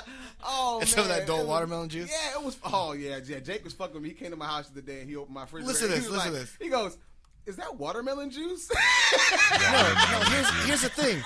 No, here's the thing. They don't sell watermelon juice in my neighborhood. Well, they don't sell watermelon juice anywhere, no, really. That's what I'm saying.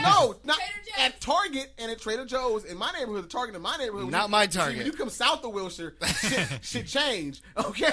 Yeah, but I didn't so anyway, watermelon juice? You can go to Target. Isn't that just really light flavored water? That's exactly what I said. Yeah, but it's just delicious, man. It's like water. It's like watered down. He shows me that, and I said, juice. That's like refined black man I drinking. get my daily Negro infusion of watermelon without having to go through the whole... That's like when you step up your game from grape soda. Yeah, that's like I'm high end. You know what I'm saying? I'm a professional Negro. That's the rosé. Okay. That's his rosé. No, I was at Tender Greens last week, and the microphone. We're sharing. I was at Tender Greens last week. They totally have watermelon juice at Tender Greens. So next time you're down this way. Oh shit. Tender Greens. I like Tender Greens. I eat there. I promote eating there, but the name. I always thought it sounded like a turtle pussy or something. Tender Greens. I got me some Tender Green the other day. The Tender Greens. Oh, dude. Debbie. Nah, it was fucking hilarious. I swear to God, just the complete look on Jake's face of just the most uncomfortable. I think that's the most uncomfortable I've ever seen. I just didn't think that they made a packaged watermelon juice. That's a good rapper name. B. Watermelon juice? No, just watermelon juice. Yeah. B, that he would drink it, and subpart to B, that he would drink it in front of me. I remember I broke that shit out. He like takes a drink and just looks at me like waiting for the reaction. Surprised Anel didn't shower himself in it. Soul Glow. I bathe in that shit, man. You understand? And like, you have to understand as a father now. Like, you understand the proudest moment of my life was like, other day I asked my son, like, what do you want for breakfast? He was like, what do you want to drink? He said, watermelon juice. And like, I mean, it was like, I felt like the Indians tear. Yeah, I felt like fucking Rudy's father. Yeah. You know what I'm saying? Like when he first got that sack at Notre Dame. The first time like, the hippie kid says, I need my soy milk. Right. You're like, oh. Yeah, my son is, he's actually, man, he's almost 4 and he's already in kindergarten. Like he's on some What's your son's name? Asa. Yeah, that's right. You kept it real. Yeah. You know, I went there. What does that mean? I have no fucking clue. Oh, you just made it up? No, yeah. You know what? No, it's a name from the Bible, from what I understand, from the Old Testament. But like, I ain't gonna lie. Like, I'm ghetto. I got that shit from Asa Buchanan. Yeah. You know, from the soap opera. He was always just like a cold ass white man. So I just thought that that'd be a good name, and it looks good on application. So you still named him after the man? Well, no, because my last name is Rivers, right? So like, my parents fucked up and gave me the name Anel, where it's like, that's some old weirdo shit. Like, what the fuck is that? But Asa Rivers sounds like a strong Jewish name. So I always thought that, like, well, my son, it's Asa Daniel Rivers. So, like, you should have gone even farther. You should have named him like Noah. Right. Well, something. Yeah, I mean, the thought crossed my mind. I thought it would go like Aaron or something like that, or, but I figured, okay, Asa or Asher or one of them type of names was cool. So, like, when he applies to college and he's got the good grades and they look at this fucking application, like, I can't tell you how many fucking colleges I probably got turned down to just because they went, Anel, what the fuck? What the fuck? Hey, Bob, check this out. Look at this name. This guy's name is Anal Rivers. You know what I mean? Like, no fucking way is he going to fucking do. Micah rented Anal Rivers the other night. It was a very, very, very sentimental story. I can't tell you like how long it took me to fucking just like embrace that shit. Where I was like, it was a touching story from a come behind win. Yeah, like understand, like imagine how frustrated Corky from Life Goes On must have been like the moment the fucking cameras went off. Like that's how I fucking used to feel. Like that when he realized he was just a regular fucking retard. You know what I'm saying? God damn! I guarantee he's laughing all the way to the end. Right? Because like that was in the era of like. I don't know if you'd be able to distinguish it as a laugh though. Like, that's cool. But I wonder if he like because he's probably super balling with syndication money. Like I wonder if he's like a dastardly mean guy now. I wonder. You know what? I wonder how much like. I wonder if he gets like regular pussy or does he get just like a fucking ton of retard pussy?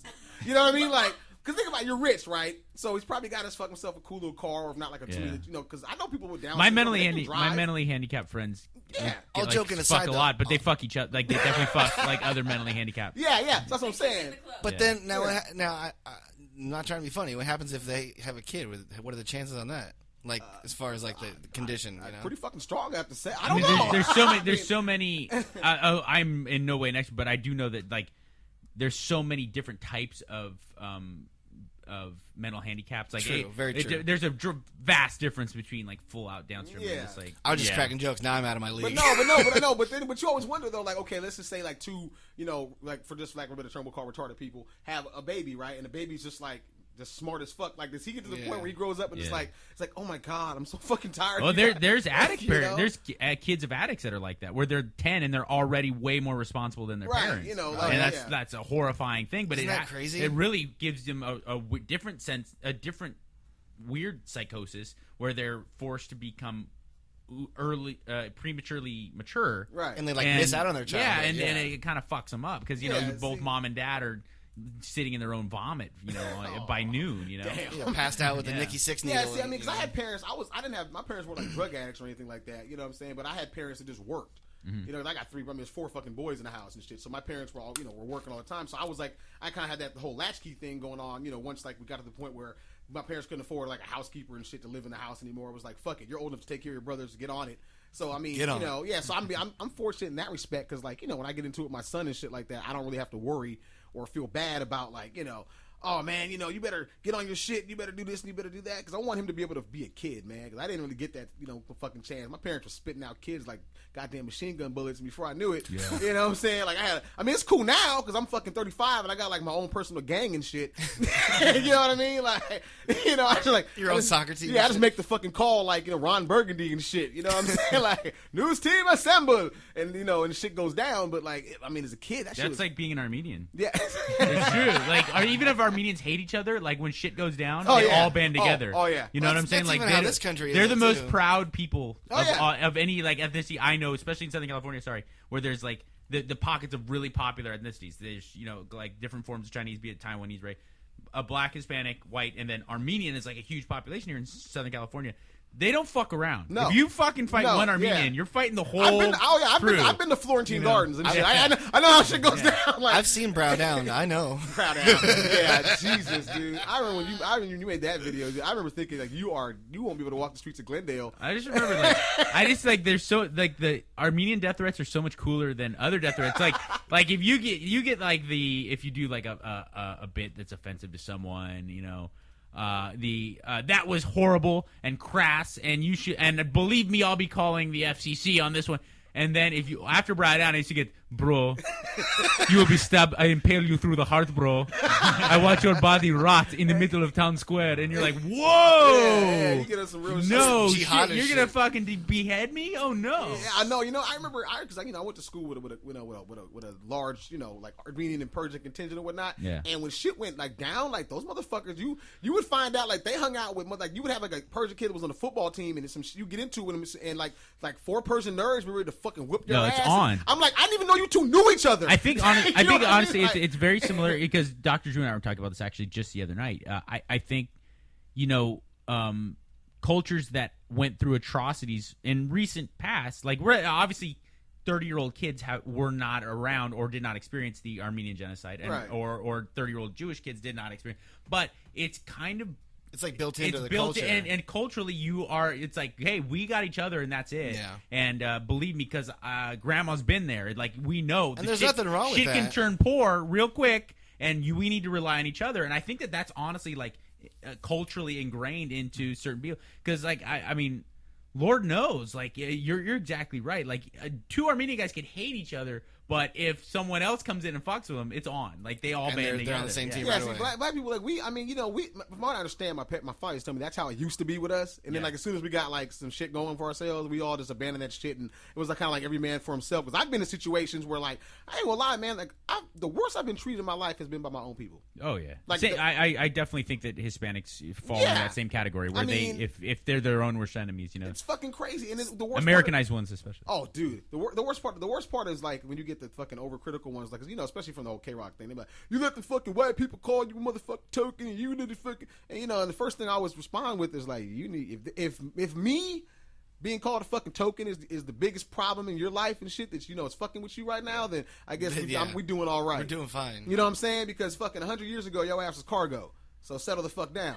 You know what I'm saying? Like, hey, if Tyler Perry can be the #1 earning man in Hollywood, but I think no one's keeping you down. But I think Anel being in studio and having them call him Token and everybody having a laugh is more important than Tyler Perry. You know why? Because most of the people who go see Tyler Perry movies are black people. Like Tyler Perry's not really breaking down any cultural barriers because he's open about it, which is cool because he's like, I make movies for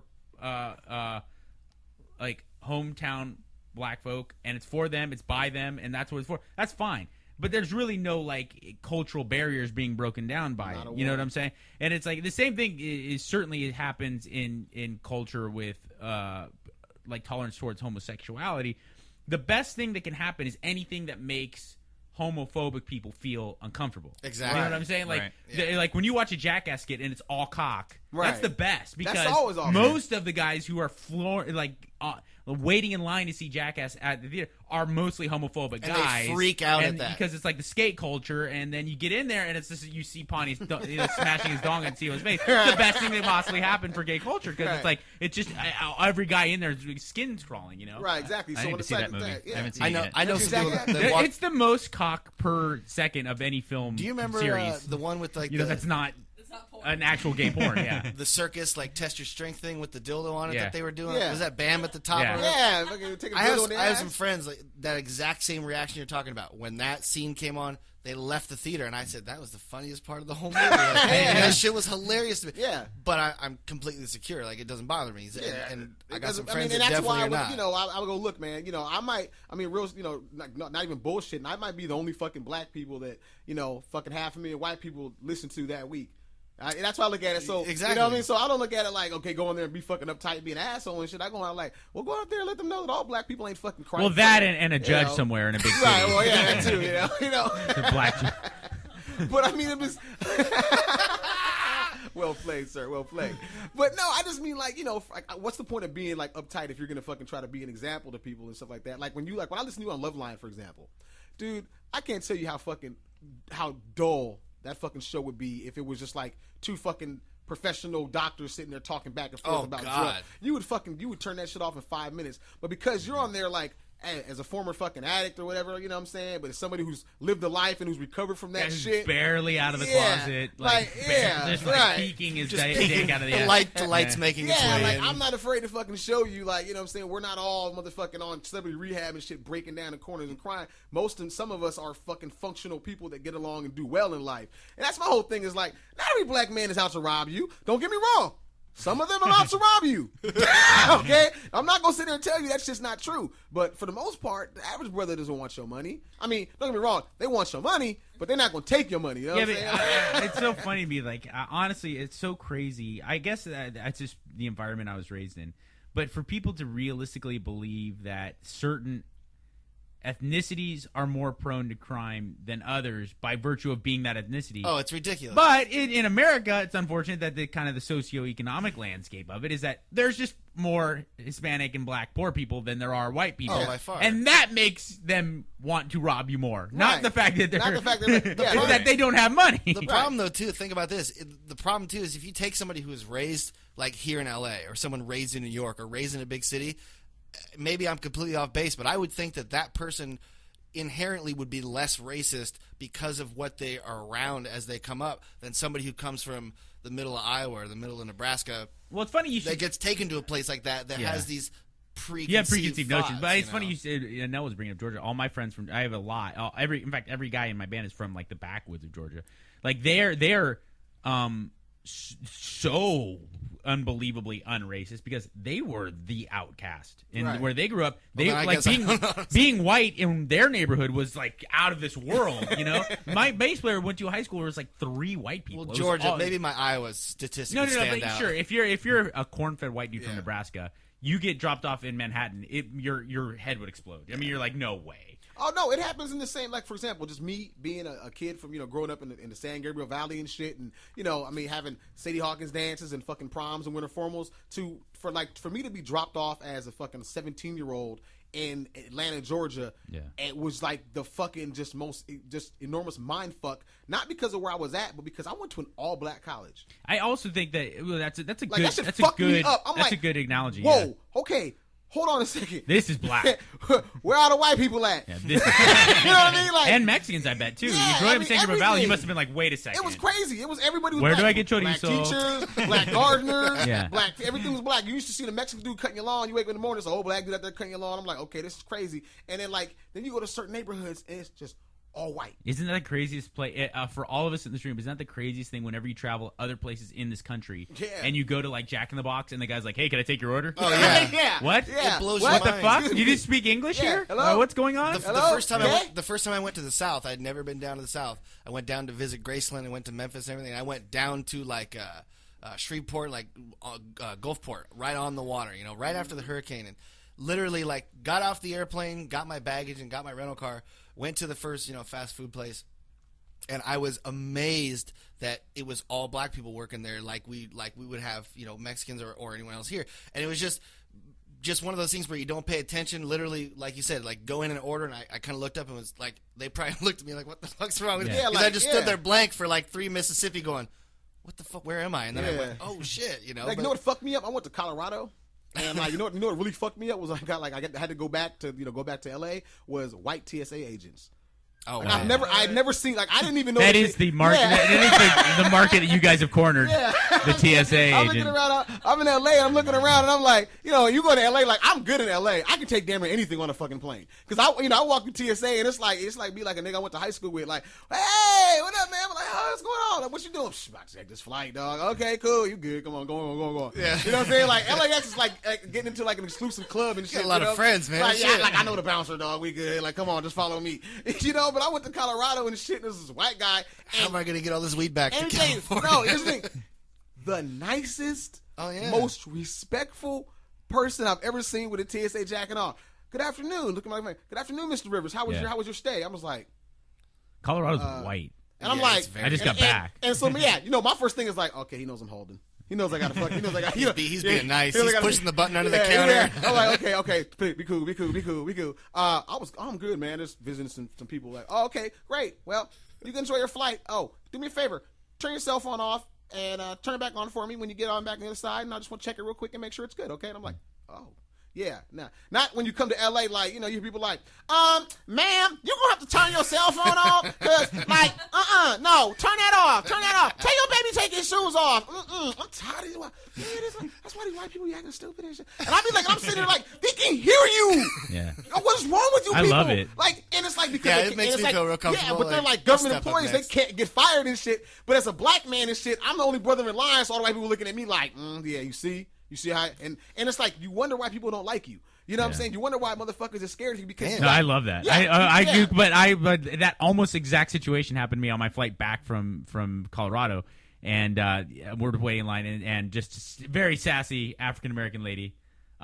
Really upset at this lady for not wanting to put her like baby shit. I don't know if it's a cradle, whatever it is. It's the thing you carry them in. What is it? The car carrier thing. Yeah. She didn't want to like fold it and put it through the X-ray because she had some problem with it. And she's like, it's "You full gotta understand, cocaine. that's a giant thing. You could have it filled with anything. You have to put it through the X-ray." So they're having this argument. And they're really getting into it, and I'm waiting to get through, and I'm just laughing. So as soon as this girl, entertainment. As soon as this lady goes through, the black female TSA agent comes over to me, and I was like, she's just upset because she has really ugly shoes. And he's like, you're right. Look at them shoes, ugly shoes, dude. I'm telling you, it's the worst thing ever. Like, we actually do a segment here, on the show, called This Week in TSA Pat Downs, where we feature like stories of TSA people doing fucked up shit. Like, there was one where Jake was telling where. This guy went through TSA or whatnot, and he asked to be screened privately, and they wouldn't let him be screened privately, so they gave him a pat down, and this fucker's got he had like a fucking piss bag, not a colostomy bag, but the one for urine. I forgot what it's called, the catheter bag. Yeah, a catheter bag and shit, and so they fucking splat and shit, and he's got fucking piss all over him and shit, and walking around, and it's like it's a fucked up story, but deep down inside, those two brothers like went back to the lounge, like, they died.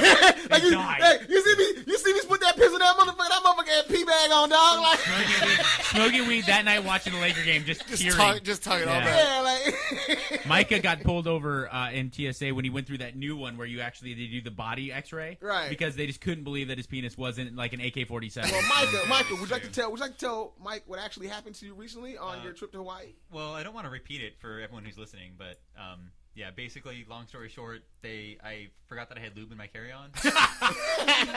Brand new bottle that they pulled out, and the guy was like, this isn't acceptable. Well, not because it was lube. 16-ounce bottle. It was just too much lube. Yeah, it was like 16 ounces. Sir, get the travel anal ease, please, next time you travel here on Delta. We actually, speaking of doing gun bits, oil, doing bits and stuff, Micah's got his own little segment that we do because Micah's our sports gay. We don't. Sports he gay. covers all the sports for us, but he has a. Is it all just Mark Sanchez talk all the time? Pretty much. Mark Sanchez, Tom Brady. Mark Sanchez, Tom Brady. Mark Sanchez, Tom Brady. It's funny you should throw in a mention Tim that. Tebow, and then when you're good. No, but we have a thing we're ongoing with, and Micah's doing his fantasy team. And it's not fantasy based on skill. So the two I mentioned, Tom Brady, Mark Sanchez, would have to be right at the top, right? We have a bit called Sports Center. Yeah, it's called Sports Center. Okay, let's hear it. Let's go. Hello, I'm queer, and now I'm here. Dude, are you gay? All my friends are gay. All my friends are gay. Hey, where's Mr. Wonderful? What do you want me to do, dress and drag and do the hula?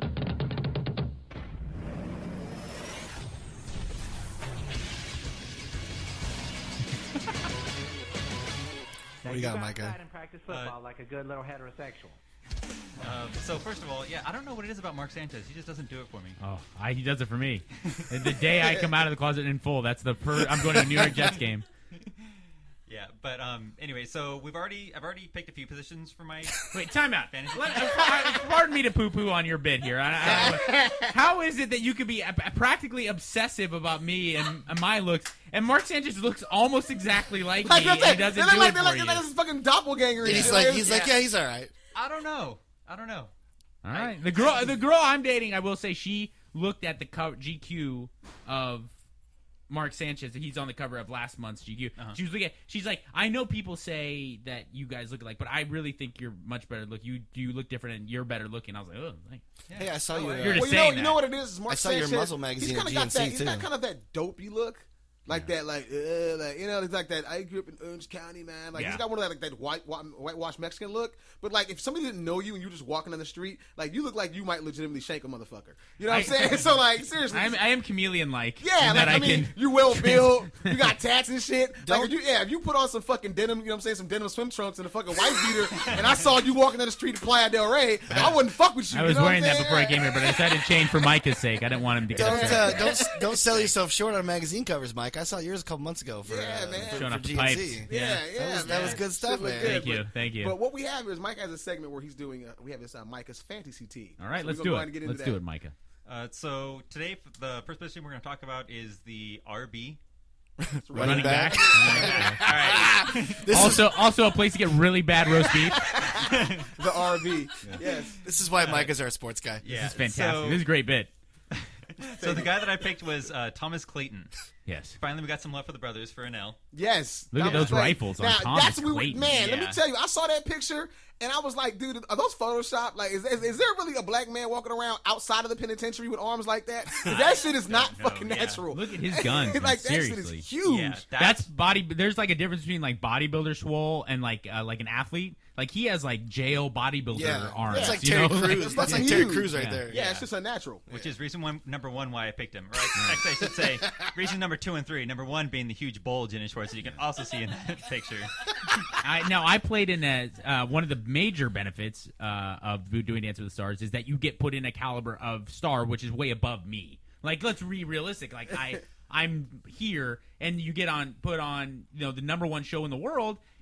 During that run, you get to do stuff of real celebrities, and one of those things was the NFL, not some bootleg. Where the NFL hosted a charity football game where like you could play against celebrities, right? So I'm playing against like real play. I mean, not like he once played the special teams for the Jets, and it was like Terrell Davis and legends like Jerry Rice, guys like that. We're talking about like fucking Don and then Beebe also and current shit, players, like really talented current players too.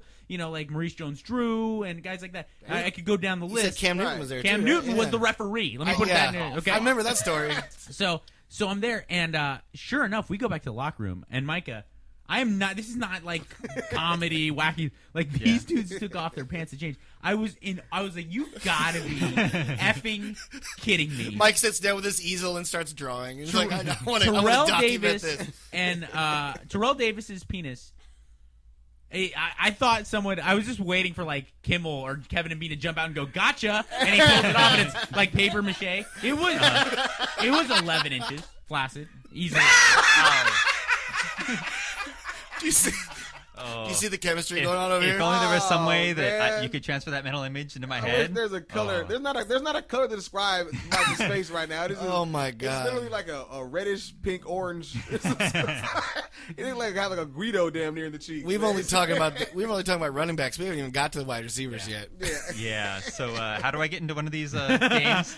You'll be my manager next time. I have to bring my agent with me. Yeah, I was gonna say, are you famous enough to need an assistant yet? Can I just like follow you everywhere? No, you'd be shocked. I was thinking about that actually on the way over here because as I was rifling off emails as I drive I have an agent, a manager, a publicist, an attorney, and an accountant, and these are all people that take money away from me. And I'm thinking, if I have an agent, how many are Jewish? And all Jewish, right? I was about to ask, how many are named Cohen? Let me think. That's all? No, my publicist is a female. She's not Jewish. She's actually really like mean and not Jewish. She's like probably a good publicist then. Yeah, she's good. She's like, why the fuck you going on a podcast? If I have a publicist. I actually did tell her I was doing this because she would say, "Don't do it." If I have a publicist, an agent, and an agency, essentially, so like numerous agents, a manager, and an attorney and an accountant, what does Matt Damon have? Exactly. You know what I'm saying? Like, what does 3 of each, Angelina Jolie have? It's gotta be mad, dude. It's like how much money does let's say you make $20 million for The Lovely Bones, or I don't know name a movie that Matt Damon's in. I got you. Contagion even. Okay, if he makes $20 million for Contagion, he seriously must write a $7 million check to other people. Oh, I'm sure. Oh, no, no doubt. But you got to realize there's $13 million left over from that shit, too. Yeah, well, even just myself, as a business owner, I mean, half of what you I do make 4 contagions a basically year. goes right back into payroll to pay the people that help me make the money that I make. I mean, it's plenty of fun to make the fucking money, but when you have to go out and pay the people, like, it hurts, but it becomes like a drug. You have to keep doing it because you get accustomed to that lifestyle. You have to pay people to get by. I mean, that's but, part of the deal. But you can't stop. Yeah. Like, you understand? Like, now you're saying you officially elevated to that next level. Like, you have to keep progressing now. And the higher that it goes, the more palms you have to greet, the more shit you have But to I mean, do. and also, I'd love to be able to parry that down. But you honestly, like, at this point, those are essential employees. It's like if you want to be in the entertainment industry, like, it's like being a restaurant owner. That's like saying I want to own a restaurant, but I'm not hiring chefs. Right. Like, you really will not get work if you don't have a good agency. If you don't have a good manager to give you advice, you will make bad decisions. If you don't have a publicist, you're not getting in magazines. Like, you can't just choose to not have these people. So but I was thinking on that level, if me, low Z level celebrity has this, what does Ben Affleck have? It must be just a monstrous team of. Yeah. I know Ben Affleck's probably not sitting here talking about the giant cocks of NFL football players with Micah's fantasy team. No, but he should. And again, we should not poo-poo Micah's bid here so much. But so we had So next we've got the wide receiver, which I learned in my first day on the show. Yes, we did. He thought it was something totally different. Yeah, we have another bit from Micah called. He has a tattoo on his ass cheeks. Yeah, we have another bit from Micah called tight end or wide receiver. Yes, it's great. We should definitely. I have a feeling I by genetics am a wide receiver in that department, like, because I've only stuck one thing in my butthole. I gone over this, and it's been a bar of soap, but it was a Lever 2000 bar of soap, and it went in there. Those are pretty big. Yeah, so I'm thinking if that's his first try, it's like a mailbox. And it was it was like uncomfortable, but it wasn't like horrifying. So I figure if that is like first try. Did you see that grin on his face on uncomfortable? Yeah, it was uncomfortable, but not horrifying. I understand. Oh, my head's about to explode. I could see why he didn't tell his publicist he was coming on the show. So anyway, my wide receiver, I've got Braylon Edwards. Ah, yeah, you do. Yeah. Now, did he finally shave that big long? He Moses trimmed it beard? down. Yeah, because I remember, down. he had that long ass Moses. He looked like swole Baron Davis. Yeah. He looked like a swole Baron Davis. Yes, he did. Baron Davis is fat and nasty. Dude, I swear. Hold on 1 second. I don't mean to step on you, Mike, here, but I actually step. The other day, I swear this is a true story. The other day, I was talking, that Troy Davis guy that got executed, right? Yeah, so I'm like, man, they killed Troy Davis, and this dude looked at me and goes, "The one that went to UCLA." And I swear I was like, I said, "No, that's Baron Davis." Yeah. I was like, dude, I looked at him and I just thought to myself, read a fucking newspaper, man. Like, how do you make that? You should have kept it going. You're like, no, I think the one that used to play for the Cincinnati Reds. That's Eric Davis. That's Eric Davis. But yeah, speaking about the scraggly beards, I don't know why guys do it. Like, please stop it. I don't enjoy a scraggly beard. It's got to be like nice and neat trim, like yours, or something like that. Yeah, that's about it. it. Even like the like really handsome, like the Brad Pitts and guys like that. Remember when he went through his phase with that was horrible. Oh man, like the homeless man beard. Yeah. Yeah. No, Brad Pitt goes in when he goes to that off the rails though. Seriously. I think if you're Brad Pitt, you just go watch what I can do. Right. Still get laid, watch what I can do. Still get pussy. Yeah. Look at this. Yeah. Going from wide receiver. So yeah, now we've got tight end. I picked Tony Scheffler. The reason I picked him is because he looks like he's just dumb as a bag of rocks. Like, you ask him his name, and his reply is, huh? Yeah. Right, yeah, okay. Yeah. He's like that turns you on? You're a smart guy. You think it's like you're such a... Sometimes. Yeah, it's like a male bimbo. Like we've all banged that dumb chick. Yeah. We just banged because she's just hot. That's true. You know what I'm saying? Yeah, like, actually, it'd be fun for, like, a night.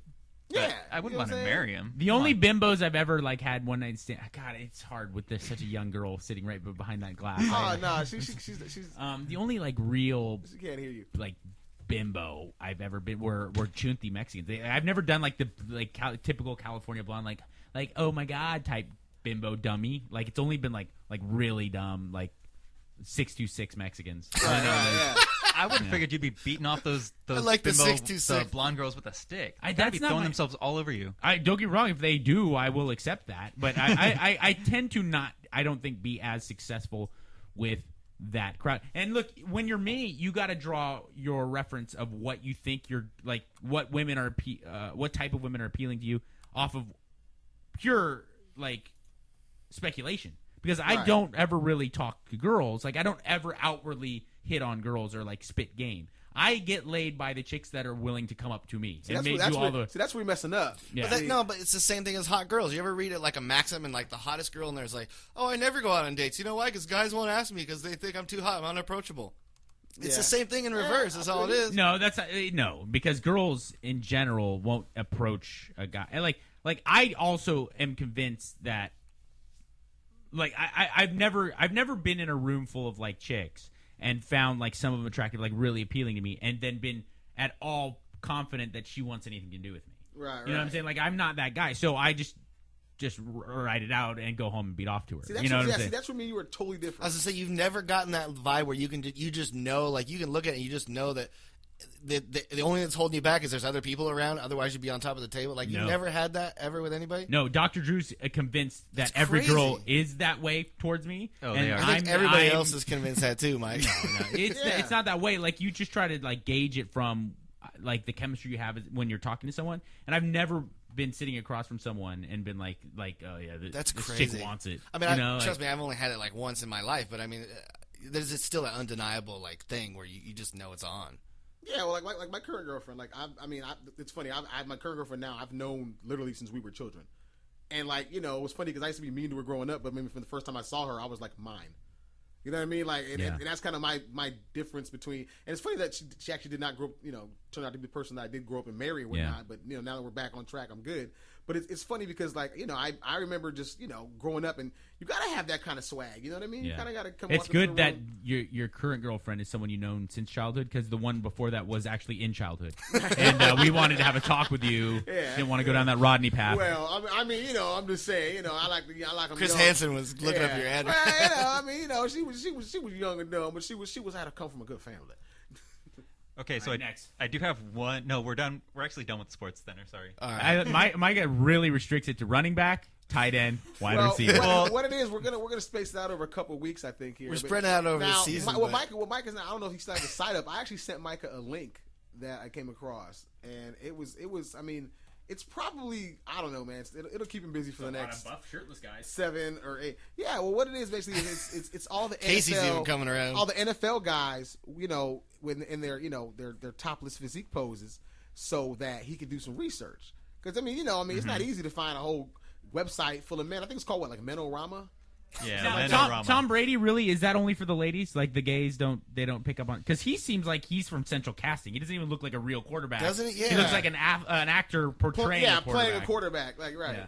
A very gay actor. Okay, this is how close I am. Let me Google him real quick. Okay, no problem. Now, Tom, you know what the problem with Tom Brady is? And it's funny because I remember Tom Brady. You know, he's from California. Yep. You know, and I remember, you know, seeing him growing up in, like, you know, the little Fox Sports stuff, and you know, he kind of went from like kind of like a cool, you know, California dude, and when he started fucking with Giselle, she put that whammy on his ass. Let's get things straight for those of you listening outside of California. He's from Northern California. He's from Northern California. It's a whole different thing. Right. He wore his hat sideways and said "hella" and had a backpack on indoors.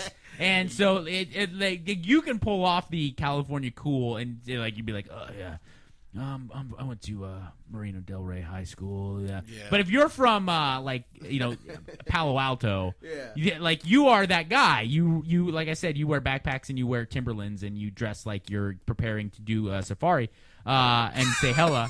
Safari. And so like, yeah, now he wears nothing but like Tom Ford suits, and but I guess that's what Brazilian model ass will do. Yeah, I'm not bad at it for that. Okay, so I've pulled up the pictures here, and I don't know, like, he looks like he's okay, but he looks like a total douche. So I think that just doesn't do it for me. Yeah. Wow. Yeah, I don't know. Tom Brady not working for you? No, I got nothing against Tom Brady. I don't know. He probably is kind of. I doubt he's a very charismatic guy. You know, my problem with Tom Brady is I think that he walks around and he kind of knows that he's like the NFL poster boy. Yeah. Oh, yeah. Whereas, like, you know, remember, like, you know, you would, as a kid, like, growing up, you know, you remember, like, you had like those reluctant heroes like Lawrence Taylor or like the Barry Sanders of the league. You know, guys that didn't, you know, guys. The Fridge. I mean, guys. Those were not reluctant heroes. Well, like Lawrence Taylor and Michael Irvin, and those were like my bona fide heroes. I was like, Darryl Strawberry. Guns and Crack before the Super Bowl. There we go. That's my favorite team. Darryl Strawberry. That's my point. My point is like, you know, when you had those guys and they walked around and stuff like that, like for example, Lawrence Taylor was nobody's fucking role model. No. He was really, really fucking good at what he did. He still is. Flavor Flav. That's it. Yeah, exactly. You know what I'm saying? But at the same time, you know, he was out there, you know, fucking with strippers and hookers and shit like that. Well, you know, you got to look at kind of the way that, you know, when like we look now, you have Tom Brady, who's like, I mean, goddamn, could the guy be any more fucking perfect for the NFL as far as like, you know, he's a good looking guy from NorCal, went to fucking a good high school, doesn't kill people, doesn't kill people, exactly. doesn't electrify dogs, doesn't love strippers and coke, doesn't fucking dog pays his fight. taxes. Yeah, exactly. Doesn't kill fucking women drunk driving, get reinstated and kill a one again. Leonard Little.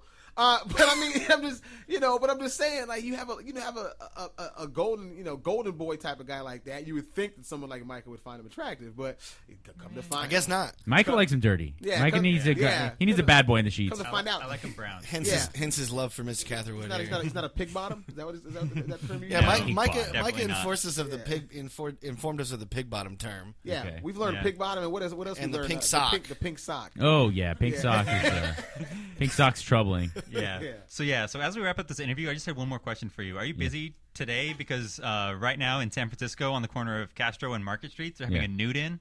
They just get naked? Yeah, let's go. Let's go on an airplane right now. Because apparently it's like perfectly legal to be nude in the middle of the street in San Francisco. I guess, okay, it's funny you should bring that up. I guess it's perfectly legal to be nude in the United States of America. It's just state by state laws that take that away from you. Like, federally, it's as long as you're not brandishing any or doing something. So like on federal land or like federal. Yeah, like it's not illegal to be. I guess that being by virtue of just being naked, that's not indecent exposure in the United States of America. But I guess everybody just assumes that it is local. You know, local problem. Wasn't there like a college student like 10 years ago that just like kept going to class naked? Right. Well, and he that obviously was a public college because like if you go to a private school, they just say, listen. The rules of this school say you can't be naked. But put some pants on, Jack. I don't want to go to San Francisco and get naked in front of a bunch of gay men. Not because I don't want to be around gay men naked, but because they all probably have massive dongs, and that's not where I want to go to like Ellis Island and find the people getting off the plane from China. And that's where I decide to pull my dong out. Jump in with all of them. Hey, you know what's funny, man? I was you know what I love? You know what I love most about like what we do, man, with the whole like the podcasting thing and the technology the way it is now is I just got a tweet if somebody that's watching, I guess the Ustream and just checking us out that wanted to inform me. Soleilani, on Twitter, she wanted to inform me that there used to be a coffee house in Michigan named Beaners.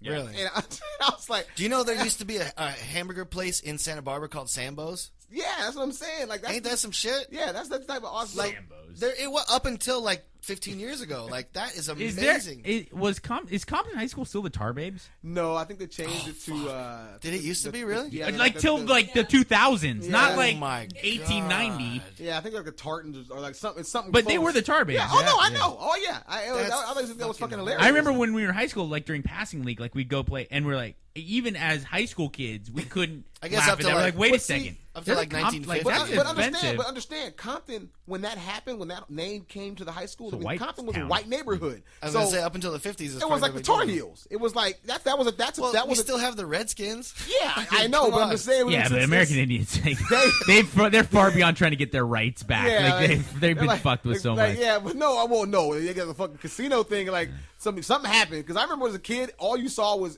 commercials about how shit is wrong for Indians and how you got to be Indians need to change, to save the land and the Indian with the tear. And like now I can't fucking get away from the Western Sky Mutual commercials where like you get the fucking guys like, we can loan you money. Yes, the rate is high, but it is worth it. And it's like I'm like, wait a minute, hold on a second. Are those fucking Indian fucking loan places? Like seriously, like Jesus, how come black people don't get no shit like that? Like, don't get me wrong. You know what I'm saying? What happened to the Indians that's wrong something a great idea. But I'm just saying. An exclusively black loan agency. Exactly. But I'm just saying, how come we didn't get like casinos? Bishop and shit Don like Magic Wand behind the I mean, don't get me wrong. I'm not complaining. Like we did get the whole presidency shit. Like Obama's in there, and I'm good. Like I've had this argument before. Like I can't like complain about the man no more because the man is a brother. So now it's like it's asinine. But I'm just curious because like it's like I went to Casino Morongo a couple weeks ago. To see Bush or whatever, and like that place is motherfucking laid. You know what I'm saying? That's dope. I'm like, okay, hold on a second. Like, How is it? I'm still laughing about Nell's idea for an exclusively Yeah, black financial corporation. I'm still picturing like who's let's, working. let's have exclusively Mexican banking too. My grandfather, 106 years on this planet, never took money out from his mattress ever. Shit. Yeah, I know. I mean, I'm just saying, like, it just seems like, the whole reparations thing, I'm not saying that what happened to black people was the same as Indians. I mean, they didn't hunt us down and kill us. They just made us work hard as a motherfucker. And in retrospect, I mean, I guess that's better. You know what I mean? But, yeah, I'm looking at Chinese sex ed dolls, and Mike had just brought it up on. Oh, yeah, we got to talk about that. Mike has been busy, man. He got Chinese sex ed dolls, semen cookbook. Yeah, Cooking with Cum. Yeah. Yeah. The cum brulee comes highly recommended. So, Mike, talking about your big team, I got to bring it back a little bit. Talking about your team of publicists and everybody that you've hired. What do you have next that they're working on for you? What's coming up? You can't. Here's the deal: the difference between radio and television and film and stuff like that is that in radio, it's a regular job. It's you sign a contract, you go to work the next day. It's like honestly, radio is the last real blue-collar form of entertainment in this country for sure. I mean, it's real normal people that do a real normal job. And you say, this guy says, I'll hire you, and then you show up on day one and you get a paycheck. In television, I have a bunch of projects I could sit here and tell you about and that I'm collecting paychecks for that I have no confidence will ever make it to a television screen. Isn't that amazing how it works? And so I'm not going to I'd love to sit here and say, like, well, I have this thing. But I honestly don't believe that anything that I'm doing right now is ever going to see a TV. But I don't really care because it's like they pay you. I mean, is there anything you want to plug at all? Do you care at all? I mean, there will be 2 episodes coming up of Dr. Drew's new show, Life Changers, on CW. It's I checked that out. That's a great show. It really is like an insanely well put together show. It's the same team that does Ellen, and it's a daytime show. Dr. Drew's going to be the new Oprah, and I did one that was an episode of it was a Loveline reunion, and Carolla and I were there, and they did half the show with just Carolla, another piece with just me, and then all of us on stage together, Dr. Drew, Carolla, and I. That's awesome. And that one should be entertaining, and that's coming up. I honestly wish I knew the dates. And another one, I'm looking forward to that one. That'd where be cool. me and a super hot sex therapist chick, where we just talked about like different, like weird, like the most common questions that young people have about sexuality nowadays. And of course, it was anal and squirting. Nice. So the CW, is that what it's on? Yeah, CW 3 and 3:30 Monday through Friday. I like the idea of Dr. Drew being the new. I just wanted you to plug something. That's good, man. Because I was tired of do I. Oprah. And Drew has a much better ass. Drew has a much better ass than Oprah. I think we can all Dude, agree. he's a much better everything. than Yeah, Oprah. seriously. I mean, he's much. I would rather have. Drew's swole. I think I would rather have sex with Dr. Drew than Oprah. Is Dr. Drew huge in the gay community? Like physically, is he like a silver fox at all? Where's Drew fall? I don't know. I haven't really heard anyone really talking about I think him, Anderson Cooper's still the silver fox. Yeah, I think Anderson Cooper's still the See, winner it's so in that funny. category. Anderson Cooper is huge in the game. And Anderson Cooper, I'm incredibly a guy I respect very much, journalistic, broadcasting wise. And I think certainly a very attractive guy. I could see how, and it's not even really rumors. He's a gay guy. He just doesn't want to come out and compromise his career. I think he doesn't want to come out of the closet fully, and so that's fine. But like you watch him, you never really see like any of the quote unquote typical like gay stuff that and then the other day I heard an outtake where he was laughing. Yeah. Oh my god, that's the gayest guy ever. Like that's the gayest guy I've ever. Is that the gayest laugh you've ever heard? My 3-year-old son has a manlier laugh than fucking Anderson Cooper. Like seriously, like there's these little things that like I have 2 gay buddies that are it's like 60 super seconds buff. too. It's so long. He Yeah. just keeps laughing. And I'm just sitting there, I'm like, wait a minute. I was like, is he playing a clip? And they was like, no, that's him. But it's like there's little things in the world that can like that where you get exposed. Like I have 2 gay guy buddies that are super buff and like mean looking. They're not buff like tan and shaved. Right. They're like tatted out. They ride Harleys and stuff. And you haven't introduced me yet? I can if you like. I can. Andrew's a good dude. You'd like him a lot. And hold out. And they're like leather bar gay. And like I said, they're super muscular. So they have this look of being like athletic and macho. And then I saw him run the other day, and I was like, "You're so gay! Oh my god!" I just realized like how I can here, throw this football. Let me see it. No, there was this picture that on all like the celebrity blog sites a while ago when they were doing Star Trek. And there's a picture of Chris Pine running next to Zachary Quinto. Yeah. And the 2 of them, you're all gay, straight. Yeah. Like just That from looking easy, at them huh? run. Like I'll have to find the picture, but I was like, oh my gosh, like you don't look at him and think, oh, gay dude, whatever. You see them run, and he just runs like this little prissy guy, and I'm like, whoa, wait a minute here. I have Alaskan Pipeline a lot of Chris Pine's jizz. Like I feel like I've almost Alaskan Pipeline. What is that? You don't know what Alaskan Pipeline is? No, I don't know that one. I think I'm actually misusing the sex term. I guess many a girl that I've in my new like Eskimo brother found in my newfound single life, many a girl that I've been fortunate enough to bed came on the heels of just having banged Chris Pine. Right. Oh wow! So I feel like it's enough of them now that I'm like that's called Alaskan Pipeline. Like, It's not Alaskan like Pipeline. it's 3 chicks. Eskimo Like brothers. that's a considerable amount. That's definitely enough. So then if we had sex, it'd be like I had sex with you and Chris Pine. Yeah, exactly. Like that's a pretty kick-ass threesome, right? That's Micah's greatest weekend right there. I'm just trying to imagine Micah in a room with Chris Pine and Psycho Mike. He'd be like fucking kid in the candy store. Like, he wouldn't even know where to start. I would pass out from like a blood flow to my head. Yeah, remember when Nickelodeon used to have those like Toys R Us toy giveaways, or like you'd run around and the toy extravaganza. Yeah, Alaskan Pipeline was the wrong term. Alaskan Pipeline is using frozen jizz as a dildo. No. That's disgusting. I don't even want to. I've heard that. No, I've heard the term before. I've heard it used like that. Yeah, you're coming down the pipeline. But I don't know, man. By the way, we've taken that call on Loveline. That's the number one shocker. If you a young lady was collecting her excrement, her poo, fashioning it into dildos, freezing it, and then using them on herself. Oh, that's not like good. Without covering them up. No. She had corpophagia. She had like a real bad mental disorder, and that's how I know it wasn't a bogus call. Is that Dr. Drew vetted the guy? It was her husband that called in. He was very concerned. Because he caught her doing this, and I was like, "Yeah, sure, okay, yeah, your wife's collecting." Yeah, that's a prank call. Yeah. So like a dildo. Just about to hang up on the guy, and Dr. Drew's hold on, and he's like, "Does she play with her hair in a funny way?" He's like, "Yeah, she's been eating it lately." And then he knew, then Dr. Drew started talking to him more, and he's like, "Oh, this guy's telling the truth." And then I was like, "Okay, no way." And then that's how you know Dr. Drew's legit. Too. After we hung up the phone with him, Dr. Drew went on to tell me about how when he used to work in he used to residency at a mental institution, that a lot of people would like not only collect their poop but like make like perfect, symmetrically perfect.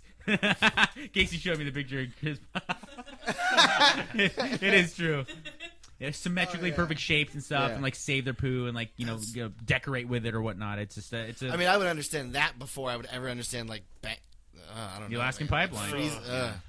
I think we should end on that one. Yeah, that's Let's leave it there. No, well, I would definitely appreciate Mike coming through, man. For those of you who want to, catch Mike, of course, Loveline is 10 to midnight here in LA, 5 nights a week, and got to check your local listings, I guess. LovelineShow.com. It's everywhere, and you can always catch him on Twitter at Mike Catherwood. Yeah, I noticed you got rid of the first initial. You actually got the whole. Yeah, that was one of the team of Jews. They came through and recommended I do that. And then they got me verified. Telling these guys earlier that my sisters will find the exact time that your guys are doing Stinky Pinky and tune in regardless of what they're doing just for that because they love it so much. It's a great game that goes back to thank the United States military for that and my father and being bored when he should have been protecting us from Soviet missiles. Playing. He was on that wall. Yeah, playing Stinky Pinky. So all the Bay of Pigs and Cuban Missile Crisis, all that, thanks to Dwight Catherwood III and his complete incompetence as a Air Force intelligence agent and playing Stinky Pinky. Yeah. Awesome, good time.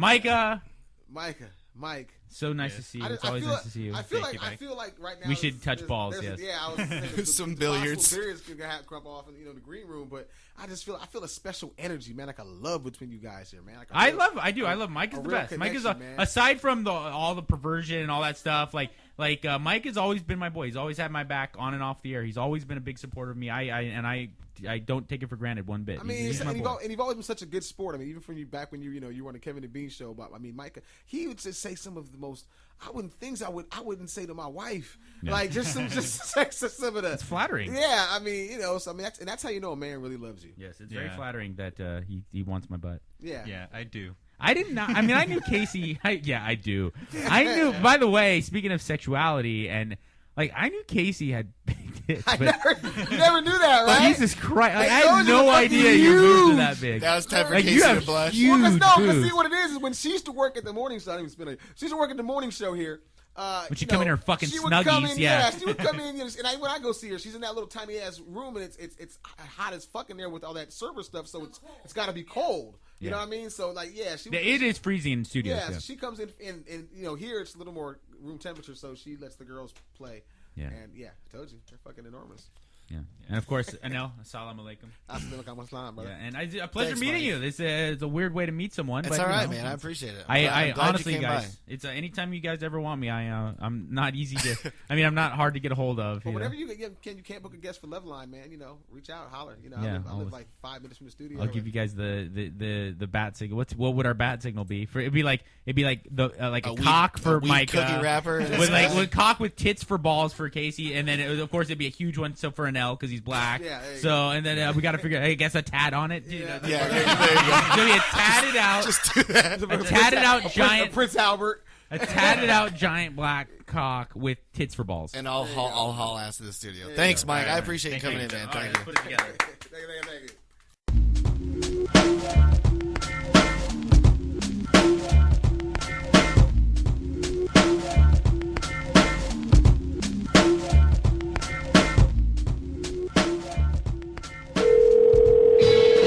It's rank and dial, baby. Roll the call, swing for the fences, and, Hello, and thank you for calling the Gynecological and Psychiatric Center for Women. Keeping women feeling and acting right since 1980-something. Yeah, let me speak to Sparky. Sparky the Clown. How you doing, Fruitcake? My first question for you is, you are electric. I am a vagabond. Hello? Who is it? All right, let's do this. Brad, thanks for calling us and joining us on Nothing But Show, man. I appreciate it. Thank you so much for having me, guys. I have New York, especially now listening to you filling in for Ralph Garman when he's gone. Oh, well, thank you very much, sir. I'm also a huge fan of yours, and I mean that in all ways. I'm a very big man. You see, the black idiots can get along. That's awesome. Excellent, man. Excellent. You know, I was funny, man. I was checking out your interview on Corolla a couple of weeks back, man, and I heard that you were a high school wrestler, man. I was. Some dwarfs have this mentality of they can't do anything. Mine, I just kind of look for the most dangerous stuff I can get into, and then I go do it. So yeah, I was a high school wrestler, which was a lot. Checking anybody's oil, right? Yeah. No checking the oil, man. The problem is when a midget checks the oil, though, our thumbs are so small, it's actually quite pleasant. Yeah, see, man, I wrestled 189 pounds, man. So when a 189-pound, black man or Latino checks your oil, he typically changes the oil too. So yeah.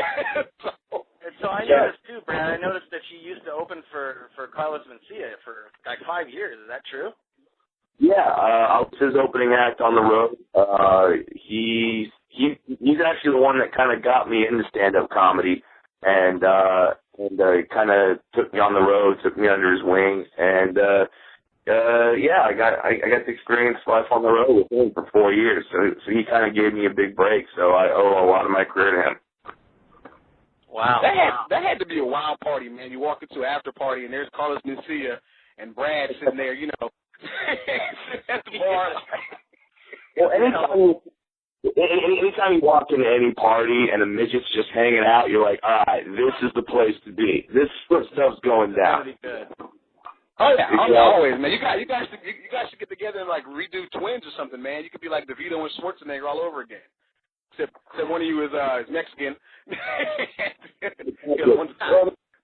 Yeah, I mean, we had a great time. It's actually a cool story how Ali got me into stand-up. One night, I actually went to a Carlos Mencia show. Now, I had never done stand-up before in my life, but I went to his show. I was in the audience, and he started making midget jokes. When he did, half the crowd was laughing, and the crowd that was sitting by me was just like, him. Do one of those. And Mencia said, like, what is wrong with you guys on this side of the room? What, is one of them here? And I raised my Oh, shit. Yeah. And, I put my creepy little hand in the air. He saw it. He didn't even flinch. He's like, you know what, dude? Let's talk to you. Let's have you on stage. So I ran up on stage. I cracked a couple of jokes, and he said, you know, you should really be a stand-up comedian. And I said, okay. So I dropped out of college. I went to USC. I got out and started doing stand-up. Now, I gotta ask you because, I mean, I can't let the call go without asking you. What do you think about the whole him and Joe Rogan thing? Sure. I completely understand. Now, the thing with him and Rogan, something that a lot of people don't realize is that this kind of stuff has been going in the comedy community for years. But this was the first. This was the first time it actually came to fruition and people got to see sort of behind that curtain. And some people liked it, some people didn't. I personally, like I said, I was there for 4 years on the road. Never saw him do a joke. I never heard it, and I would have been one of the first guys. People cite to me the Bill Cosby reference that was made, the Bill Cosby joke. And, if the man's going to steal a joke, do you really think he's going to steal a joke from one of the most popular specials in history? You know what I mean? Like, if you're going to steal one from some dude at an open mic night, he's never going to make it. But from doing no-name guy on Twitter. Yeah, exactly. But dude from Cosby, that's just stupid. So, I mean, only Mencia truly knows. In my personal opinion, I never saw him do anything like that. I've checked out Mencia over the years, man, and I don't think he, was intentionally stealing jokes. I mean, I can tell you from experience. I mean, I found myself, going off on a jag or a riff, when I'm on air, and before I know it, I'm halfway into a topic that maybe another comedian has touched on. But I mean, there's only so much subject matter in the world that that you can talk about. So people are going to eventually breeze over other stuff people have already discussed. I mean, it'd be different if he was getting up there doing a Seinfeld impression. What's with all the something like that. But I mean. I don't think it's a stealing joke type of thing. I really just think that sometimes great minds really do just think alike, Well, it's good to hear Brad's perspective because I didn't get to hear anybody that's actually been close to Mencia that actually got to say something about that. It's always been speculation. Sure. And it's always people who may have to end with bringing him down or something like that going on. I mean, if this interview was 2-3 years ago, I would probably still have an agenda in terms of defending him. But now,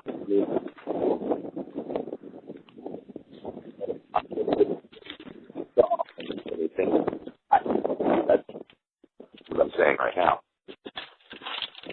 Yeah, man, I don't know. I've always kind of wondered that, man, about, like I said, I know you're from the Mencia camp and whatnot, but I mean, I know, and Joe Rogan's a pretty popular guy, man. It's just, I would hate to have to see, if you guys got into like a bar fight, man, because I know you can totally kick Rogan's ass. I mean, I'm not even worried about that. You know what I'm saying? that motherfucker gonna lose shin. You know what I'm saying? That's not going down. If there's a bar fight, I'm staying away from that because not only is Rogan like really good, one of his openers, Joey Coco Diaz, who is hilarious by the way. He's a big boy too. So it would be the Mexican and the midget against two MMA fighters. Pass. Yeah, we had Joey on the show. We had Joey on the show last week, man. He's a funny guy. I had no idea how much he likes cats, but. So now you're out in Omaha, Nebraska today, right? You got cursed with going out to the fucking middle of the country? Oh, you know what? Omaha, Nebraska is not that bad. I'm here at the Funny Bone this weekend, and they got great steaks here. They got some sort of thing. Everyone keeps telling me that I got to go to this place that was on the TV show Cupcake Wars. And I figure as a midget walking into a place that has cupcakes, they'll probably think I run the joint. Yeah, no. Hey man, I fucks with Cupcake Wars though. That's a good show. You know me, I like anything with sugar in and shit. But hey, you know, man, you'd be surprised to learn, Jake. There are actually quite a few black people in Omaha, Nebraska, man. You know, they're all former Cornhusker football players. Didn't make the NFL, but yeah, I got a couple of buddies. The NFL? Yeah, every one of them. I got a couple buddies up there though, man. Seriously, you'd be surprised. They got a nice little black community up there. Wow. So they got like 2 or 3 houses right in a row, and that's the ghetto. That's the ghetto. They all work for Warren Buffett. And everybody's got city lawns. Oh, you know what I mean? You know, hey, Brad, I had a question for you real quick here, man. I'm kind of always wondered this because I noticed that you seem very, very comfortable in your own skin, man. I noticed that you really don't have a problem with, pardon my French, the term midget, as opposed to a little person.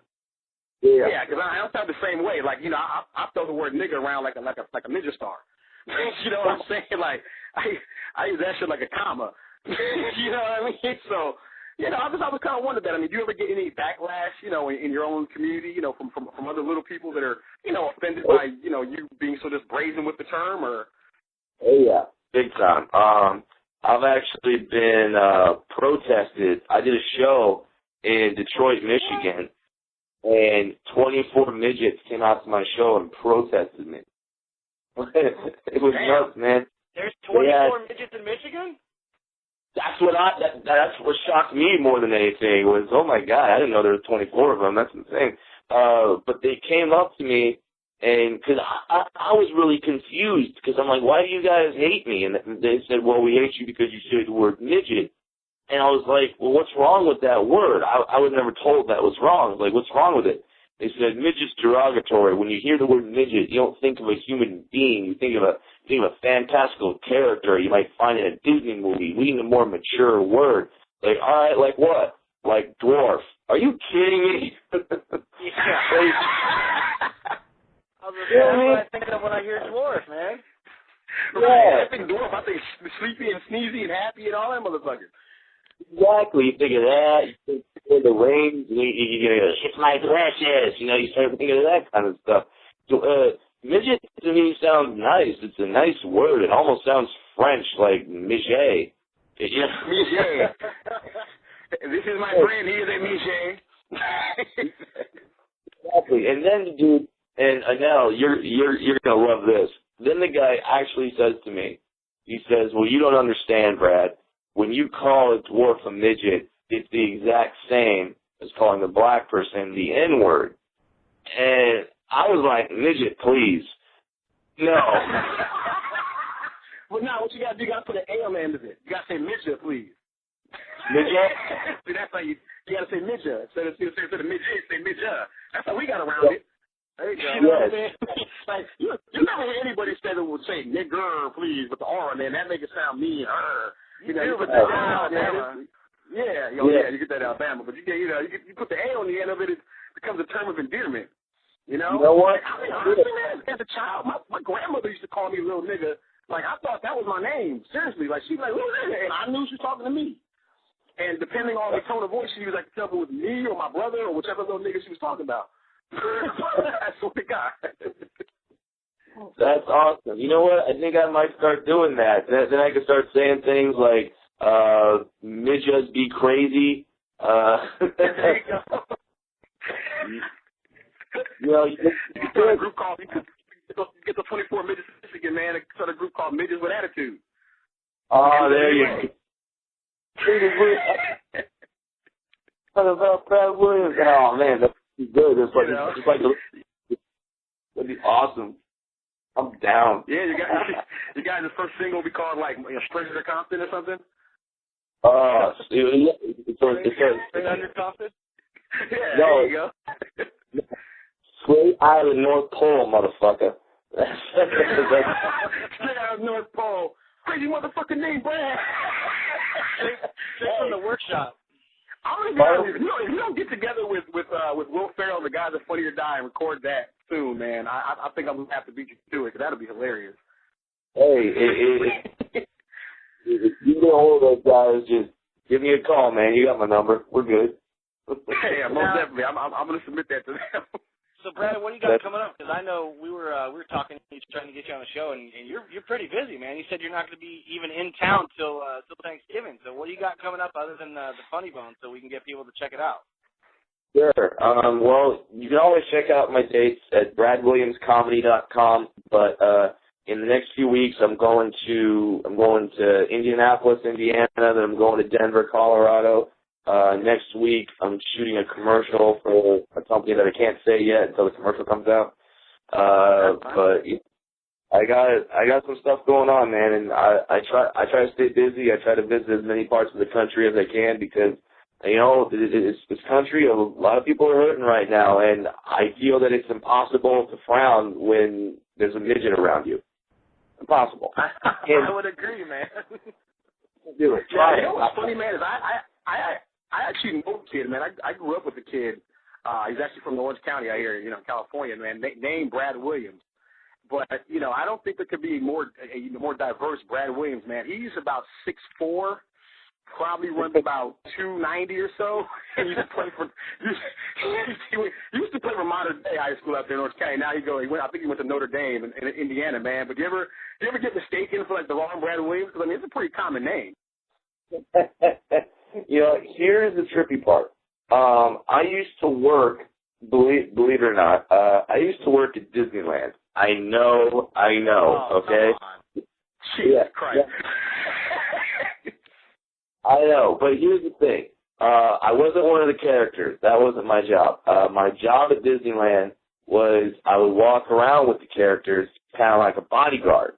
It was pretty cool because, you know, the people who threaten those characters are like 5-year-olds, and I could throw a forearm shiver to one of those guys real easy. So, yeah. How many 5-year-olds fight.com? Yeah, right?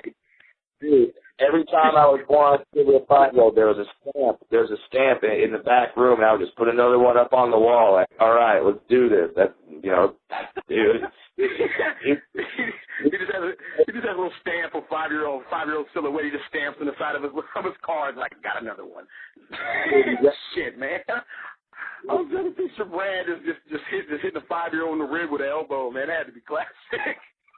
That's what I do. So I was at Disneyland, but there was, right before I got there was another dwarf named Brad who worked at Disneyland right before me. So I confused the hell out of the people there. And I know the guy, so, you know, because we all know each other. But I know that's how it works. Yeah, exactly. So for the longest time, they would call me Brad, but think I was the other one, and they would like mistake me for him, even though he had red hair. Like it was really it was really a trip. Like now, you ever get people saying that you look like or you remind them of another black person, and then you know that black person and you look nothing like that person? Well, you know what, man? I'd be lying to you if I said I didn't get a T-Pain joke about once a week, man. No bullshit. I have been stopped, actually. I've been walking through the Beverly Center, minding my own business, man. I've actually had people approach me, like girls and, you know, even parents with their kids, like, excuse me, Mr. Payne? And I'm like, no, you got it wrong. I know we all look alike. You know what I'm saying? But maybe I should stop walking around with the auto-tune box, you know, with me or something. I don't know. But, yeah, I get that shit all the time, man. No, I like vagina. Yeah. No, actually, in elementary school, I looked like Dudley from Different Strokes. So I used to get that a lot too. That's awesome. Yeah, if you get the T-Pain thing, you know they have an app for your iPhone or iPad or whatever. I think it's called Songify, and you just like say whatever into it, and then it auto tunes it. So you should just walk around like that, get bitches like crazy, fool. Shit, man. I probably get more bitches in a little bit. Like, that's not a bad idea. I might take you up on that. I'm actually down here off in Hollywood, man. Check out this new Chick-fil-A, man. I just came out here to see what all the ruckus is about. You know, I can't eat here, man, because I'm supporting, you know, our boy Micah.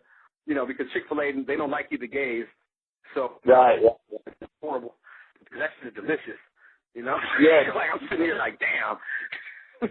That's how you know it's that stereotypes are true. you know that Chick-fil-A, that doesn't necessarily support gay people, and they try to like put research into fixing children and stuff like that. Like, you know that in your heart, but still, your inner black person just goes. Sitting in front of one.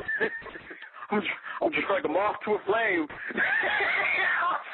Burnt by the fire. I'm drawn to this shit. I can't get enough of it. I'm telling you, I had a Popeyes addiction, man, for about 4 or 5 years, man. I was a junkie. Who doesn't, No, but I was bad for me, man. I mean, I was junkie. I had to get like a po' boy. You ever suck dick for a po' boy, Brad? It's not pretty, man. I used to give po' boys to this one chubby black dude that used to suck my dick. Was that you? It's name on the old boy Ojon Blade. Man, you said you weren't gonna talk about that shit.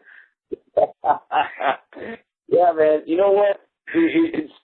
I'm almost jealous of certain races because they have their stereotypes, and like little people, none of our stereotypes are true. They're all like made up fantasy stereotypes. We gotta get some real ones. You know what I mean? Like, it's all like, hey, we're leprechauns, or we like chocolate, or we live in trees. Like, none of them are really accurate. You know what I mean? Oh yeah. Well, in the interest of full disclosure, man, I am fucking horrible at basketball. I mean, seriously, it's bad.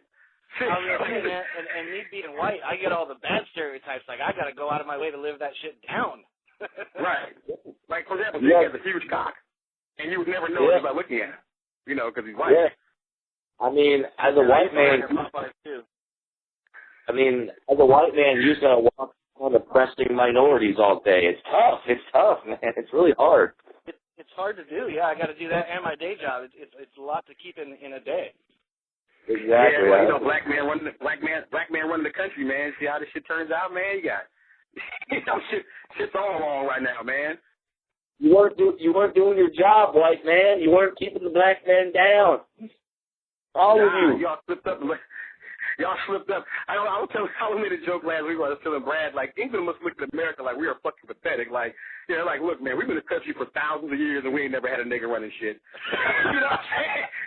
You motherfuckers been around, what, 275, 300? All of a sudden, you look up at the black man in office, like, Jesus Christ, talk about being lax, man. That'd be great. No kidding. Yeah, you know what? It just makes me think. I think it might be time for a midget president now.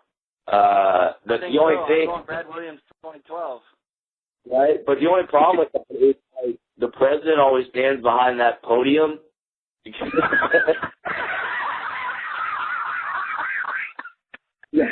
and gentlemen, the POTUS. The cameras just point down. Shit. Man, let me tell you, man, if that's not already in your act, man, you might need to work that in. Seriously, that's fucking hilarious. You gotta get all your features from your vice president's shoulders and shit. Yeah. You know what? I would come out and sit on the vice president's lap like I'm one of Jeff Dunham's dummies or something. Nah, man, you gotta go all little person ticket, man. Yeah, but you're saying that's the difference. Yeah, you gotta go with like you and like Bridget the Midget or something, man. Y'all need to, get a first lady VP and first like all little person. You know what I'm saying? Oh man, that should be off the hook. Well, that would be the best. That and just to see like meetings where I'm telling the other countries what to do. Like, you don't understand? Well, fuck you up. It's like, is this 3-foot man telling me he's going to fuck me up? Wait a minute, fucking craziness.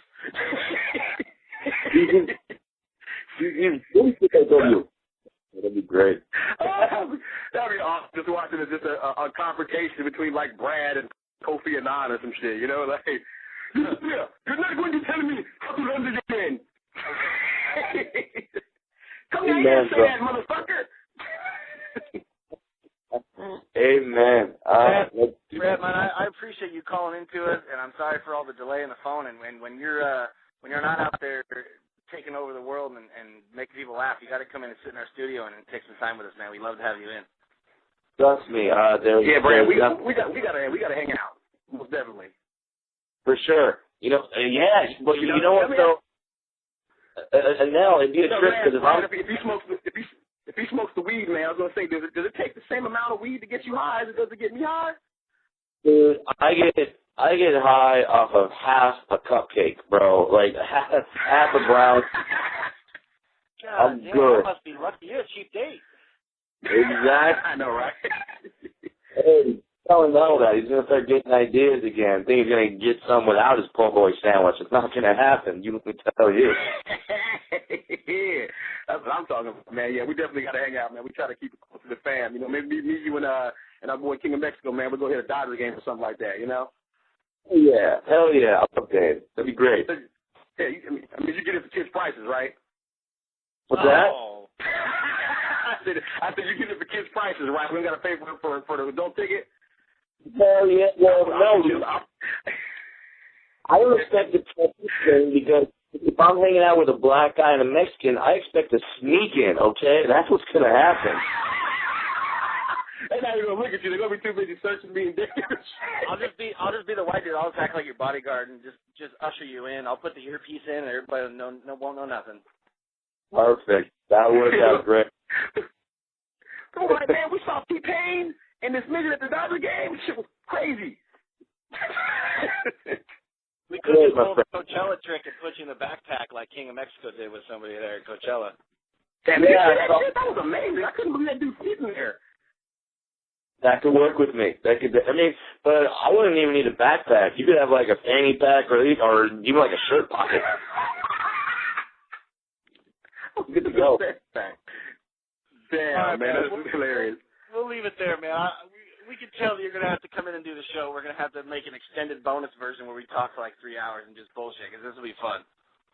Sounds like a plan to me, man. Yeah, whenever I get a free week or so, I will definitely come in. You guys are hilarious, and yeah, I'm definitely gonna share news of this podcast with all my friends. So thank you guys.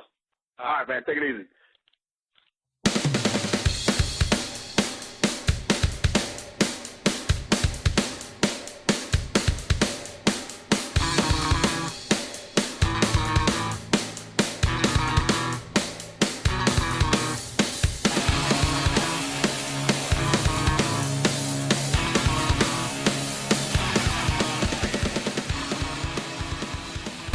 Welcome back to the Nothing But Show. I'm your host, John Jefferson. The previous hosts were all killed. Terrible accident in the break room. In the break room. When they'll realize DirecTV didn't work. Yeah, what's up with that? I don't know, man. We were at this spot here at Blank Spaces, and shout out to Blank Spaces. They gave us a good rate, and this is a cool room. But my kid came down here, and they had TV in there, so he went to go turn it on for her, and I feel like a real asshole. I'm like, come on in here, girls. I got DirecTVs. And turned it on. I had like the Chris Matthews show and American Greed. It's like CBS News and CNN, and that was it. I don't know what. Speaking about CBS. What DirecTV package is that? K-Rock. We only have... Wait, what? I said, what DirecTV package was that? Like, I don't understand. We don't carry anything. No, but speaking of CBS, K-Rock. Oh, yeah, no. We only have normal channels in the studio. All the other studios have all like the DirecTV satellite hookup or whatever. Shit. And we have like BS. 2 through 13? 2 through 13 and PBS. I would have been fine with 2 through 13. Studio. I probably could have found her something semi-entertaining to watch on 2 through 13, but they literally had like... They had like 2 and 4. 2 and 4 and like a CNN 8. That was it. It. Shit like, I don't know what I was watching, man. But yeah, well, next guest we got up in the house here, man. We got a actual personal friend of mine here. You know me. I like to roll with musicians, man. That's how I get down. So we got in here my man Eva from the other band. What is it? Fatima, is it? If I'm not mistaken, correct? Yeah, Fatima, that's right. Yeah, man. Ever's gonna join us, and we're gonna do the music review and talk about his band a little bit. Yeah, man. Want to hit it, Jake? No, go ahead. Okay, all right. Well, yeah, man. So basically, Jake told me that he did our, what was it? I think it was our second or third podcast. I forget which one it was. Yeah, second one. And I listened to a break in there. That he had a little music interlude in there. I said, who was that on the music? I never heard it before. And I was completely like, I was like, who was that? What band was that? Because I know Jake has done music, so I assumed it was him. It was like, oh man, this guy on Twitter, he sent me some stuff, man. You know what I'm saying? And his name is, his Twitter name is Fatima Ever, and I went, Ever? I was like, I know him. I know that. I was like, wait, hold on. was like, I know that guy. I was like, I know that guy. I was like, he's like, yeah, you know. I was like, I was like, no, I know that guy. I was like, you don't understand. I'm gonna hang out with him and shit. You know what I'm saying? We sit down and drink beers and fucking eat barbecue and shit and hang out. Yeah. Hell yeah, you know, with the 11 crew, you know, Greg and all the fucking rest, man. And so I was like, yeah, man. So when he said he wanted to come in the studio and talk about, you know, the music and everything, I was like, cool. You know, he got to do some stuff, man. So what you got going on, man? What you been up to? Man, we just been we actually took a little time off. We just been writing some music and stuff, and we're recording a new record, setting up some tour dates and stuff, man. But everything's been kind of quiet, which is why I've been hanging around so much, man. That's why I've been around for barbecues and stuff. But yeah, I mean, I know what that's like, man. Trying to book a tour. Yeah, exactly, and actually that's brutal. That's the reason I started talking to Jay, because you know I know he used to do music, and it's like we started going back and forth with that, man. But yeah, once we get on tour and stuff, it's like we're out of town so much on the weekends. Who books your stuff when you go on the road? We actually just book it ourselves, man. I know what that's like. We're full on with the whole DIY, do it yourself type of thing, man. And actually, what we started doing, we kind of learned as we went along. We started having a friend of ours call as our manager, just so it would get us a little bit more respect. Fake it till you make it, man. Oh, that's how it works. Yeah, she would call up the venues, book everything for us, and we eventually had her start rolling with us. And she actually ended up becoming a manager. Now she manages a couple of bands, so it ended up working out pretty good for her too. Yeah. There you go.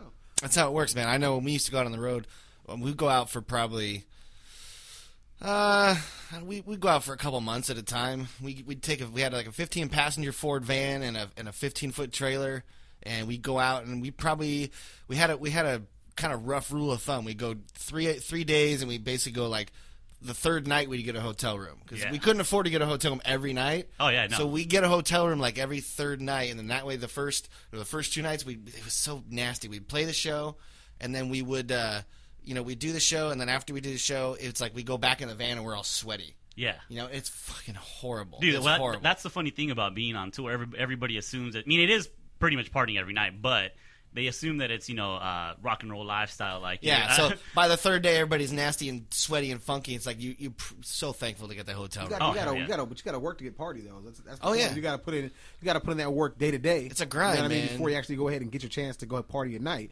because if you guys put on a shitty show, I'm sure nobody's going to be in the mood to party. Oh no, yeah.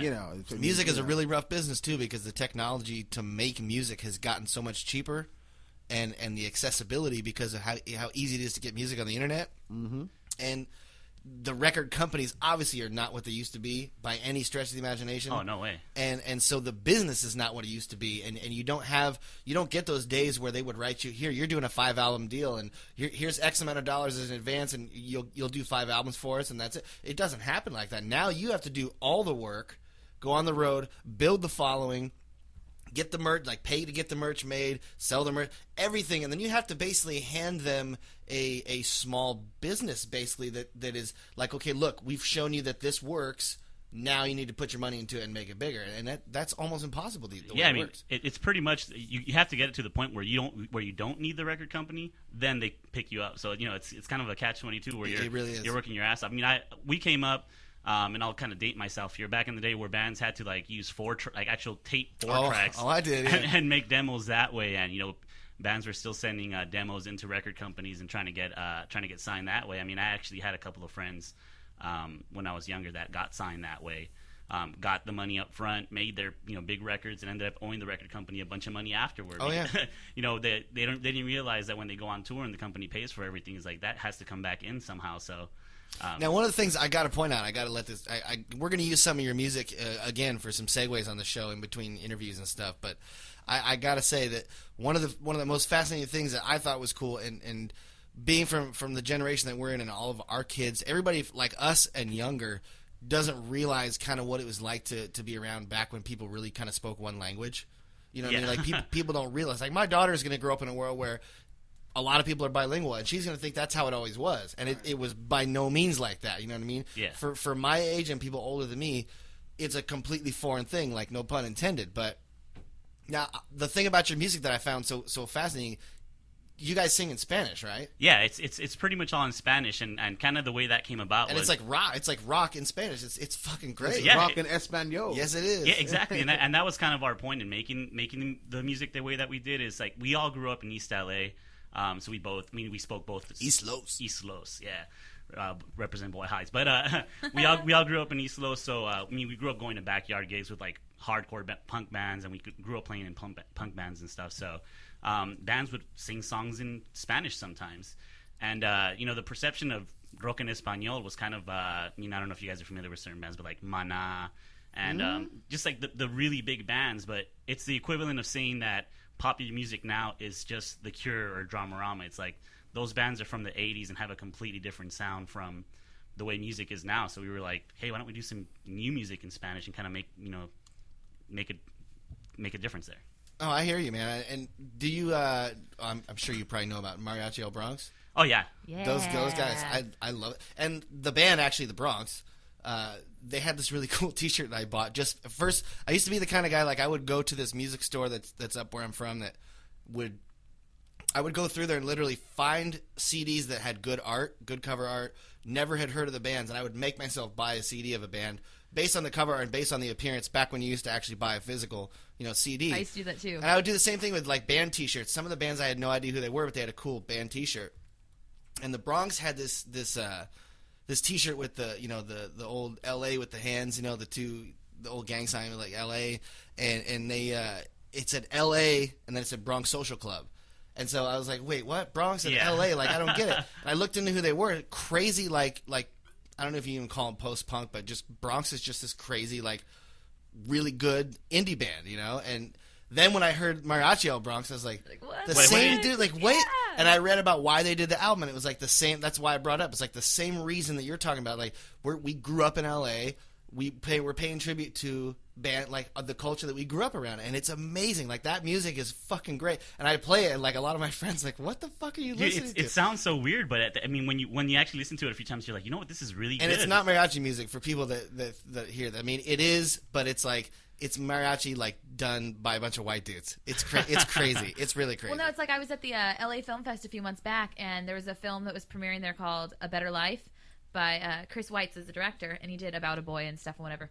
So, but it takes place in LA, and it's about, a dad who's trying to, create a better life for his kid, living here in LA, from Mexico and stuff. And he, and so we get into the theater for this premiere, and I look up on stage, and there's like a full band set up, like in this big giant theater downtown. And I'm looking, I'm like, why is there a band like set up, whatever? And then they ended up using Ozo Motley on the soundtrack and to do some music for the movie. And so they're like, we just wanted to, pay respects to, LA band and whatever, blah, blah, blah. So welcome Ozo Motley. So we're like, what the heck? So the band comes up and does like 3 or 4 songs like before the screening. And I don't know, it was just super cool. Cause he's like, Ozo Motley's cool, man. Yeah. Yeah, I like them. Yeah, they're a solid band. But it was just kind of cool seeing him incorporate, the LA music and plus the diverse LA culture.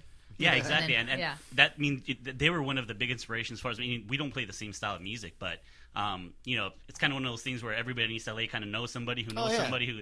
So we know a couple of the members from Ozo Motley and from other bands that like had gone, like I said, gotten bigger, and it was just an inspiration to us to be like, hey, maybe we can try to do it. And I mean, it actually worked out pretty good for us because we were able to actually tour down in Mexico as well. You guys are good, man. Don't sell yourself short. I mean, no offense, we wouldn't have you in here if you weren't good, man. Thanks, you guys are good. I like it. Yeah, no, I mean, we're completely. I mean, we've done pretty well for ourselves. It's just we're completely humble. It's we still see it as we're kind of working the grind and grinding it out and touring and making sure we get to as many people as we can. So I mean, that's just the way we look at it. Even though we've had some success, we're never going to be like, big-headed about it. What kind of success have you had? I mean, tell me, because I got a couple funny stories that I'm sure fit in. But what kind of stuff you guys had that you've been part of? Oh, well, we were able to release our record ourselves and kind of start everybody, all old punk bands kind of started their own little label and just put it, slapped it on the record when they released it. Yeah. And I mean, things are so easy to release now. We just found distribution through a company that really hooked us up, gave us a good deal. I started my own label. Yeah, I mean, everybody does. Saying, it's so easy. Brass Knuckle Records. No matter what it is, my brother does hip hop music. He released a Rhapsody. He had his own label too, So it's everybody does it, but yeah, so we were able to do that. I mean, we sold CDs at our shows. We sold a bunch of stuff on iTunes. That's kind of like when everybody started putting, like, one band put a secret song on like Nirvana put a secret song on a record, and then after that, for 20 fucking years, every band put a secret song on their record. Yeah, like, you gotta listen to the whole thing, or you won't know about the secret song. Yeah, exactly. Yeah, so we've done it's that. Number 69 on your CD player. Look. And I mean, we've gotten to go to South by Southwest. Like I said, man. we've toured in Mexico and stuff. So I mean, like, success to us is being able to tour and actually make enough money where we can keep doing keep it. touring. Yeah. Yeah. I mean, that's a success. That's a successful. It's like a business. If you can make enough money to stay open, that's fine. Then you're and doing pay good. your bills, then you're fine. If you can leave home and the bills are paid and you can go on the road for X amount of days and get paid enough money to keep it going to where you can do that again, that's successful. And that's pretty much what it's like we're gambling at, and gambling and breaking even. It's the same thing. Like that's winning. You know yeah, what I mean? Like you go to Vegas with a certain amount of money, like thinking like, well, I'm gonna burn this money anyway. So when you come back, you're like, all right, I'm good. Our only the most successful band that I was in was Six Gun, and that was kind of a I wouldn't go so far as call it rockabilly. It was kind of a rock punk band, but we had we covered a lot of old country stuff. Like we covered a lot of old Johnny Cash and old Elvis stuff, but we did it with like Les Paul guitars and everything was plugged in and distorted, and so it wasn't slow like cowpoke music. But we had one song that was it was pretty rooted in country root type of stuff, but it was, like I said, it was all loud and distorted. And we actually got picked up by Hustler, and we had one of our songs put in a Hustler porn movie. And the scene that our song was used for was this total like greaser, like cuffed jeans with the big chain wallet and like the big pompadour, like a 32 Ford in there, and the girl comes in a polka dot dress and they start talking, and then it's just normal porn, and then all of a sudden you're sitting there and all of a sudden you hear my voice come in and our song, and I'm like, I don't think I could watch this. But we would go on tour and our bass player would watch that every night. Every time we would get a hotel, we had a little DVD player. Yeah. Every time we get a hotel room full of 5 dudes. Okay, don't get excited, Micah. We would get our spot, and he would literally watch that every time we'd stop. He'd go in the bathroom, rub one out, and come back in and be like, all right, now we can watch Price is Right or whatever. It's like, motherfucker. But every night he would watch that. But that was our one claim to fame. What was the clever title of the film? It was horrible. It was so. I mean, they all are. But it was Atomic Vixens: Escape from the Valley of the Sluts. Was the whole title. Nice. And I kept one that's still in the shrink wrap. I mean, it's a Larry Flint like Hustler. I bought it at a Hustler store in New Orleans, and that was tight, though. They couldn't even send you one. And it has a sticker featuring the hottest MySpace bands. It's like that's how old it's like 2004 or 5. But you flip it over, it's like I bought it at a Hustler store in New Orleans. Man, it was cool, but. No, I mean that works. Like, never got to tour Mexico, so no, you really have to. I mean, you work whatever angle you can. I mean, we've had music in like that was a good angle to work. Yeah, like Quicksilver, online ads, and we had a couple of our songs on the Fuel channel for some surfing competition thing. But oh man, nice.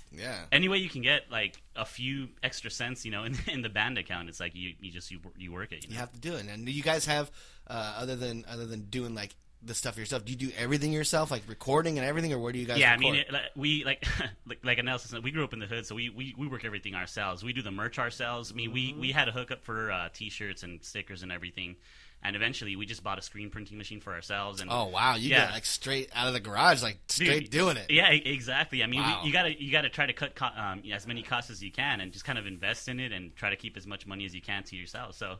I mean, that's the way that we work it. How many releases have you guys had? How many albums do you have? I mean, really just one. I mean, we've done kind of demos and stuff like that. We just had one full actual release, which is on iTunes. The band before I joined it had another kind of an EP release, but we've had one full one that we released here. We were actually able to get distribution in Mexico from going down there so often. Throw out the title for everybody. It's called Escúchame, which means listen to me. But, yeah. Well, I guess for people that don't know Spanish, I guess I'm sorry. That's a pretty like beginner phrase. I assumed everybody knew that. Yeah, I mean we're from kind of like Southern California, so we're so used to hearing. I'm used to hearing it. Like I just figured everybody knew. Not everybody that listens to us is from Southern California. That's what I'm saying. Like you got to make sure to clarify. Yeah, exactly. Yeah, because we normally play a lot of Los Angeles and California shows, but we've headed into Texas, into Arizona, certain places where, I mean, people come out to the shows and they actually really enjoy the music, and they're like, I didn't understand it. Thing that you guys said, but it was pretty fucking good music. So and that's huge, because you already know, like, there's especially in Southern California, but there's a huge Spanish speaking community on the planet. Obviously, you know what I'm saying. There's a huge Spanish speaking community on the planet. So it's like to be able to tap into that audience, obviously. Yeah. But then to be able to tap into the audience of people like that speak English that don't understand it that still just like the music. That's crazy. That's like people in Japan that like American bands that don't understand the lyrics. Yeah, I mean that's kind of what we like in it. That's crazy. Yeah, we're people are singing. In Japan, people are singing along to the songs, but they don't know the actual language. It's so, like me listening to Sigur Rós. Like I don't speak Icelandic. I don't know what they're saying most of the time. I don't know anybody that does, but I enjoy their music. Yeah. Totally. I mean, shit. There's some music in English that you can't understand very well. That's true. That's very true. How long have you guys been a band? We've been like a band probably about 10 years. I mean, we've all known each other since we were in high school. We used to skateboard together and, like I said, playing punk bands and stuff. But really trying to give it a go where we're actually touring and releasing records and stuff. It's been about 5 or 6 One years. release in 10 years is kind of like Jane's Addiction, right? Yeah, exactly. Isn't that how they roll? And they're pretty successful. Tool, Jane's Addiction. Yeah, you're good. Yeah, it's funny because, I mean, people don't realize a lot of times when bands when they kind of make it and break up, and people are kind of like, well, why did they break up right when they broke? But I mean, some bands have been around for 10, 15 years. Oh yeah, people don't realize. Like people don't realize where Incubus came from. Yeah, well, yeah, man. nobody sees the underground work and that kind of stuff. Incubus was like a house band for Brandon Boyd years. You know what I mean? Like people have no idea. Yep. But speaking of like Spanish speaking stuff, I got to tell you, I saw this video and I put this up on the website later. But this guy in Chile, hopefully I do it right by pronouncing it halfway correctly, but. This guy sings literally exactly like Eddie Vedder. Like, he goes on some show, I don't know what it's called. Mi nombre es, it's just my name is, I guess, but I don't know what it's a game show or a singing show of some sort, but I don't know if the whole show is people that sing like celebrities, because I saw a couple other clips and it looked like maybe that's what it was. But this guy sings exactly like Eddie Vedder, and it's crazy, but he speaks nothing but, I'm assuming it's Spanish, right, in Chile? I mean, or yeah. Okay, I don't know. It's Portuguese in Brazil, right? Yeah, well, yeah. I'm just checking. Yeah, the Portuguese they didn't get much. I'm ignorant, so I'm checking, man. They just kind of got Brazil in this. I mean, that's a big ass piece of land, so I guess they were good. This dude sings exactly like Eddie Vedder, and there was another clip that I saw of this guy that sings like Freddie Mercury that kind of led me to that one. But we do a new bit on the show that's a music review. So now that we have Ever here, he can sit in and do the music review with us here. The world don't move to the beat of just one drum. What might be right for you may not be right for some. One good thing about music, when it hits the beat, whoa, I say, time for some music makes me high. I would rather listen to Fran Drescher for 8 hours than have to listen to Michael McDonald. Nothing against him, but if I hear Yamo Be There one more time, I'm going to Yamo burn this place to the ground. He's liable to ask some direct questions. Give him direct answers. Tell him what you think. Man, that's a good intro you made. I like that. Thank you very much, sir. That's a good one. You know, I think every intro should have James Earl Jones in it. Him or Morgan Freeman. Yeah, either one. One of the two. Well, these rock charts I got here, they're loading slow, but let's see. Number 1, Foo Fighters Walk this week. Number 1 rock song on the charts. Yeah, I'm okay with that. Song.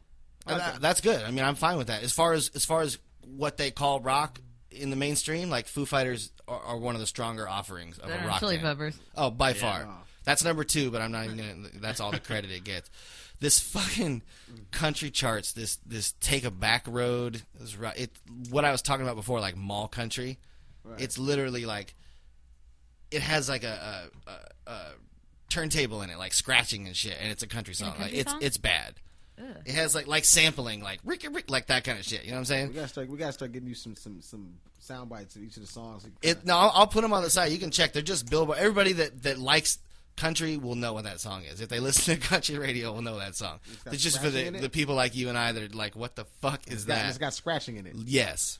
Good time. Next week we'll pull up iTunes or Spotify or something like that, and we'll play you clips. Moves Like Jagger is on the smooth pop charts. I kind of like that song. Really? I'm sorry. Serious? Yeah. Why? I don't know. Did it grow on you, or did you just like up front just dig the song? Because I think it didn't quite sound as wussy as a lot of Maroon 5 stuff. It's got Aguilera in it too, right? The first time I heard it was when they sang it on The Voice.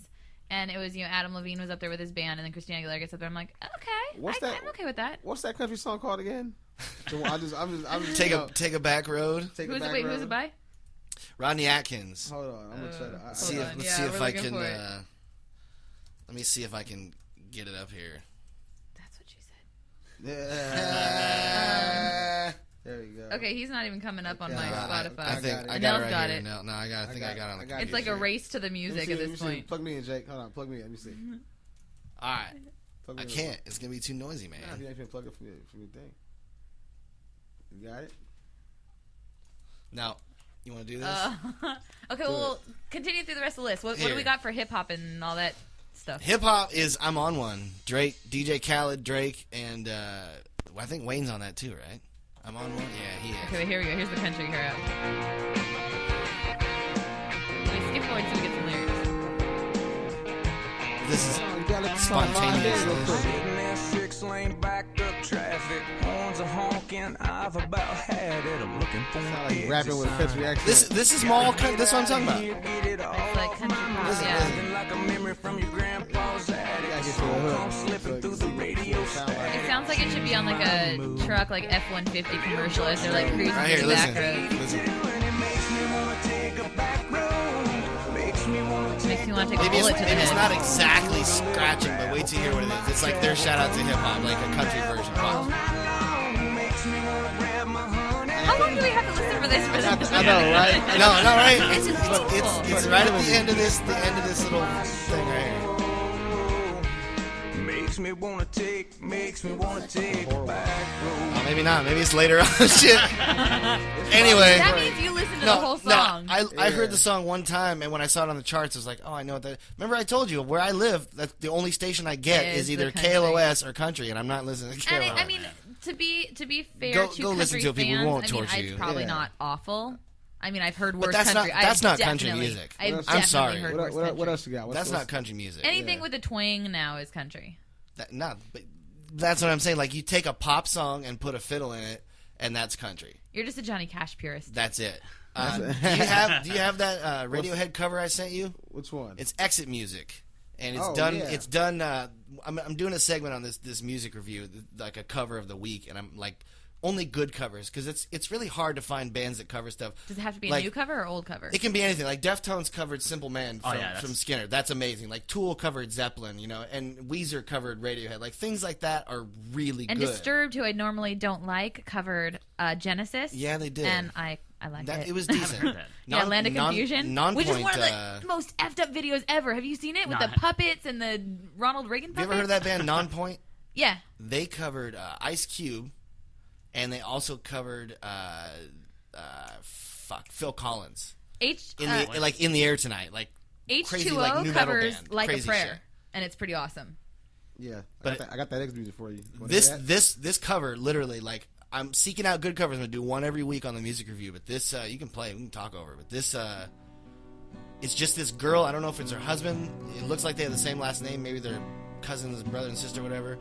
But it's amazing good. Like this girl is just super talented, and they do all kinds of very like they have a broad array of songs that they do. It's not like one type of stuff. They have all kinds of other bands. Well, it's like that.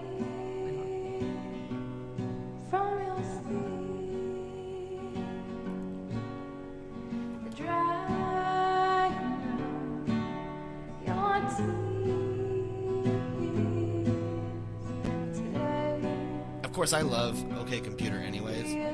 So all the songs from OK Computer I really like. So I'm kind of partial to it anyways. But it's just her husband or brother, whatever, does all the instrumentation. Like she's sitting in a stairwell with a microphone. She's sitting with a microphone. He's sitting there, and they show him like doing the guitar part. Yeah. When the drums come in, there's a camera of him. Obviously, they tracked it. They've tracked it and mixed it down. Yeah. But there's a thing of him playing the drums, and there's him like playing the keyboard for the keyboard part. And they exactly like instrumentation-wise, they copy the exact original recording. Yeah, it sounds really And it's like it's amazing. Search Vector with a K, Vektor music on YouTube. They have a whole channel, and just you can list off some of the bands of who they cover. It's crazy.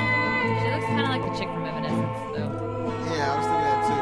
I did have to throw in the though. Now I was really high when I listened to this, but you have to kind of be in the mood to want a mellow song. Yeah. So I mean, I'll find some upbeat stuff too, obviously, but just for a chill back, like kickback song, this is a crazy good cover.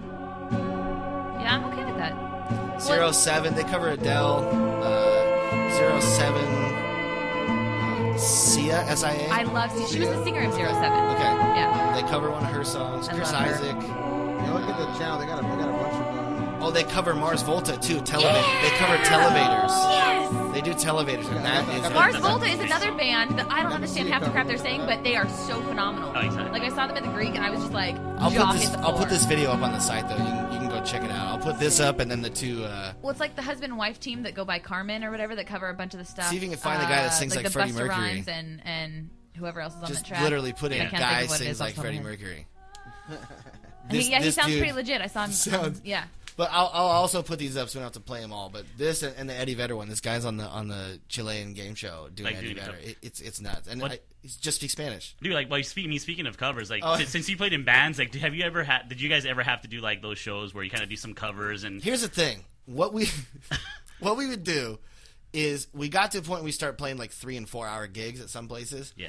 And we would do like one cover and then one original. One cover, so always people would be like, okay, I can go outside and have a smoke if I want to during one of our original songs if they didn't dig it. Yeah. But then right after that, it was something that they at least knew, you know. And we would cover a lot of like Hank Williams III. We covered a lot of Johnny Cash, a lot of Elvis. We recorded at Capitol Records. Actually, we recorded our cover of Jailhouse Rock. Anel actually got to hear that. We recorded a version of Jailhouse Rock Nice. and did an electric, plugged in version, and obviously got no permission to do it whatsoever. Yeah. And just did it and put it on the record, and we sold a few thousand copies, and that was, we didn't blow up, so they didn't give a shit. As long as it's not like it's not blowing up. Nobody or not selling a cared. huge amount of copies. Yeah, no, I asked that because we've done a ton of shows where we had to actually throw in some covers or whatever, and we did like Outkast, Hey Ya, like a bunch of different. Dude, it's just some random. That'd be fun to do, man. It's some random stuff, but it's like you can. I mean, if you work it out, if you love music and you can appreciate any type of music, you can throw some pretty good covers in there. Well, it's like my favorite cover as of lately. I've been on a Tom Waits kick. I don't know if I mentioned that on here before, but he covers the song. Is it called Somewhere or Someday? I think it's Somewhere from West Side Story. And like Tom Waits with this super gruff voice, covers the West Side Story track, and it's.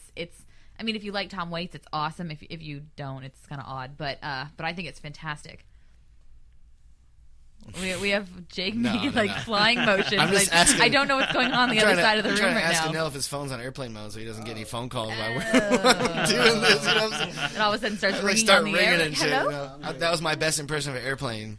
The Is this Ustream viewers got a good show of me doing an airplane. Is this the Freddie Mercury sounding kid? I think the best.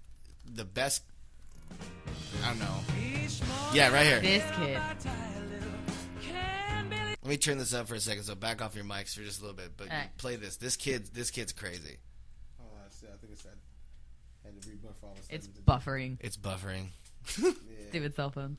But this is a good thing for radio because it's not a visual thing whatsoever. But this guy. Although he does have the little like Freddie Mercury stash going on.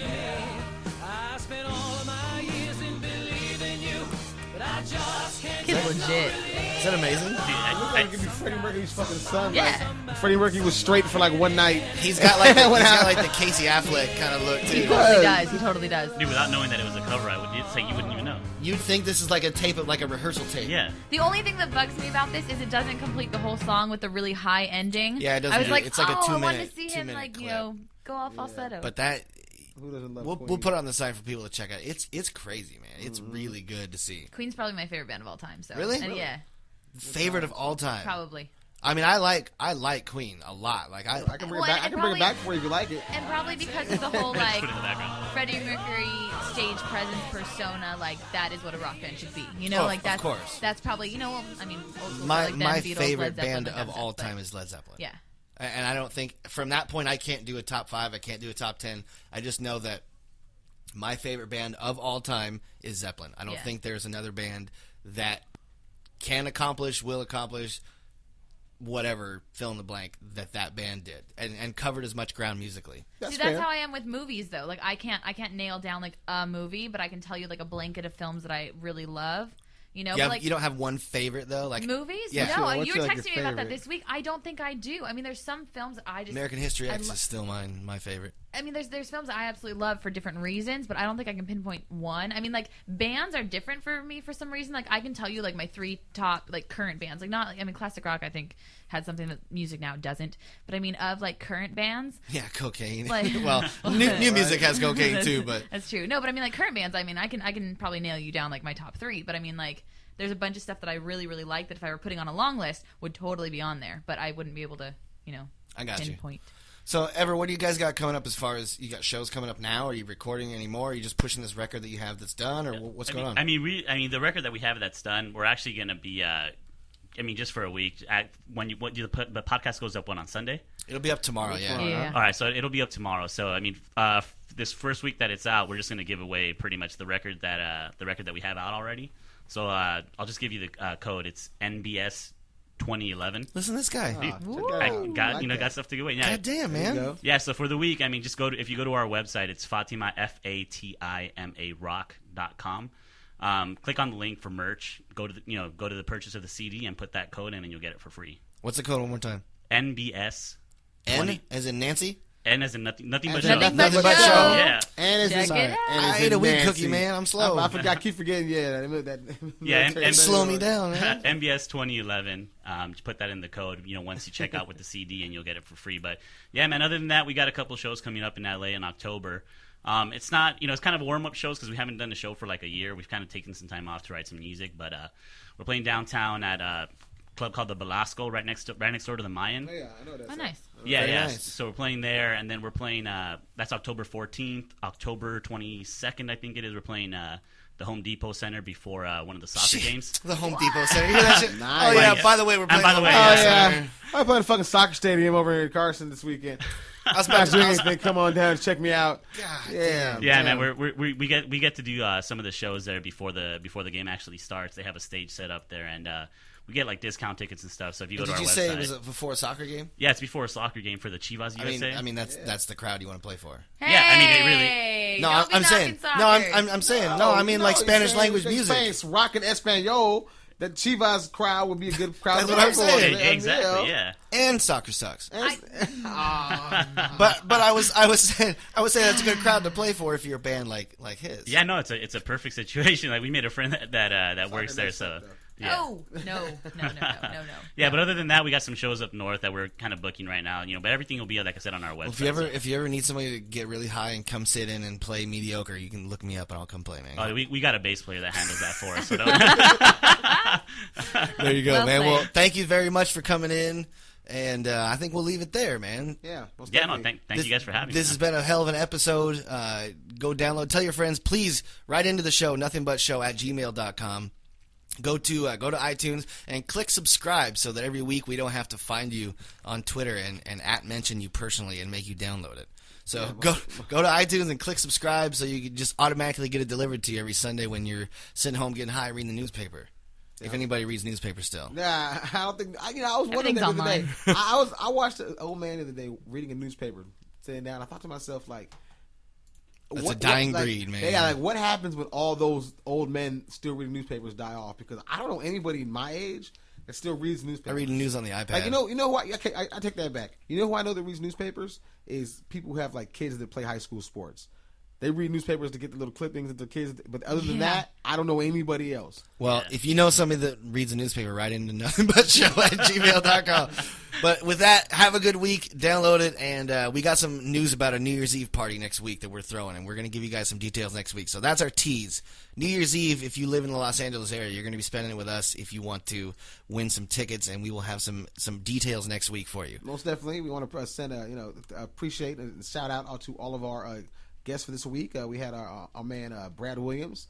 Very nice. Yeah, you can catch him at @funnybrad. And he will let you call him a midget. It's okay. And Brad's a good dude, man. I appreciate his his taking the time to speak with us. And of course, the lovely Lisa May. Yes, ding. And our boy Psycho Mike Catherwood of Loveline. So you guys check him out. Check your local listens to hear him on the radio station. And of course, At Mike Catherwood, verified. At Mike Catherwood, verified. There we go. Verified on Twitter at Mike Catherwood. No M. Catherwood Yeah, anymore. I like his style with that. Find him and his team of Jews. Yeah, and of course Everett for coming in here, and we'll make sure to try to put some Fatima links up on the website for you guys. You can check it out. What's the website one more time? Fatima Rock? FatimaRock.com. Fatima Rock. Check it out. See, I can't pronounce it correctly. Well, yeah, I'm white eyes Fatima. Nah, it's all good. You guys try, man. All right, well, that's the show. Talk to you next week. Peace. And I'm sorry, we're out of time. Bye. Toodaloo. Au revoir. Auf Wiedersehen. Ciao. Ding dao day. I have been chosen. Farewell, my friend. I go on to a better place. Okay, lady. I love you. Bye-bye. All right, Ramblers, let's get rambling. That's all, folks. You are the weakest link. Goodbye. Well, you just mind your P's and Q's, Buster, and remember who you're dealing with.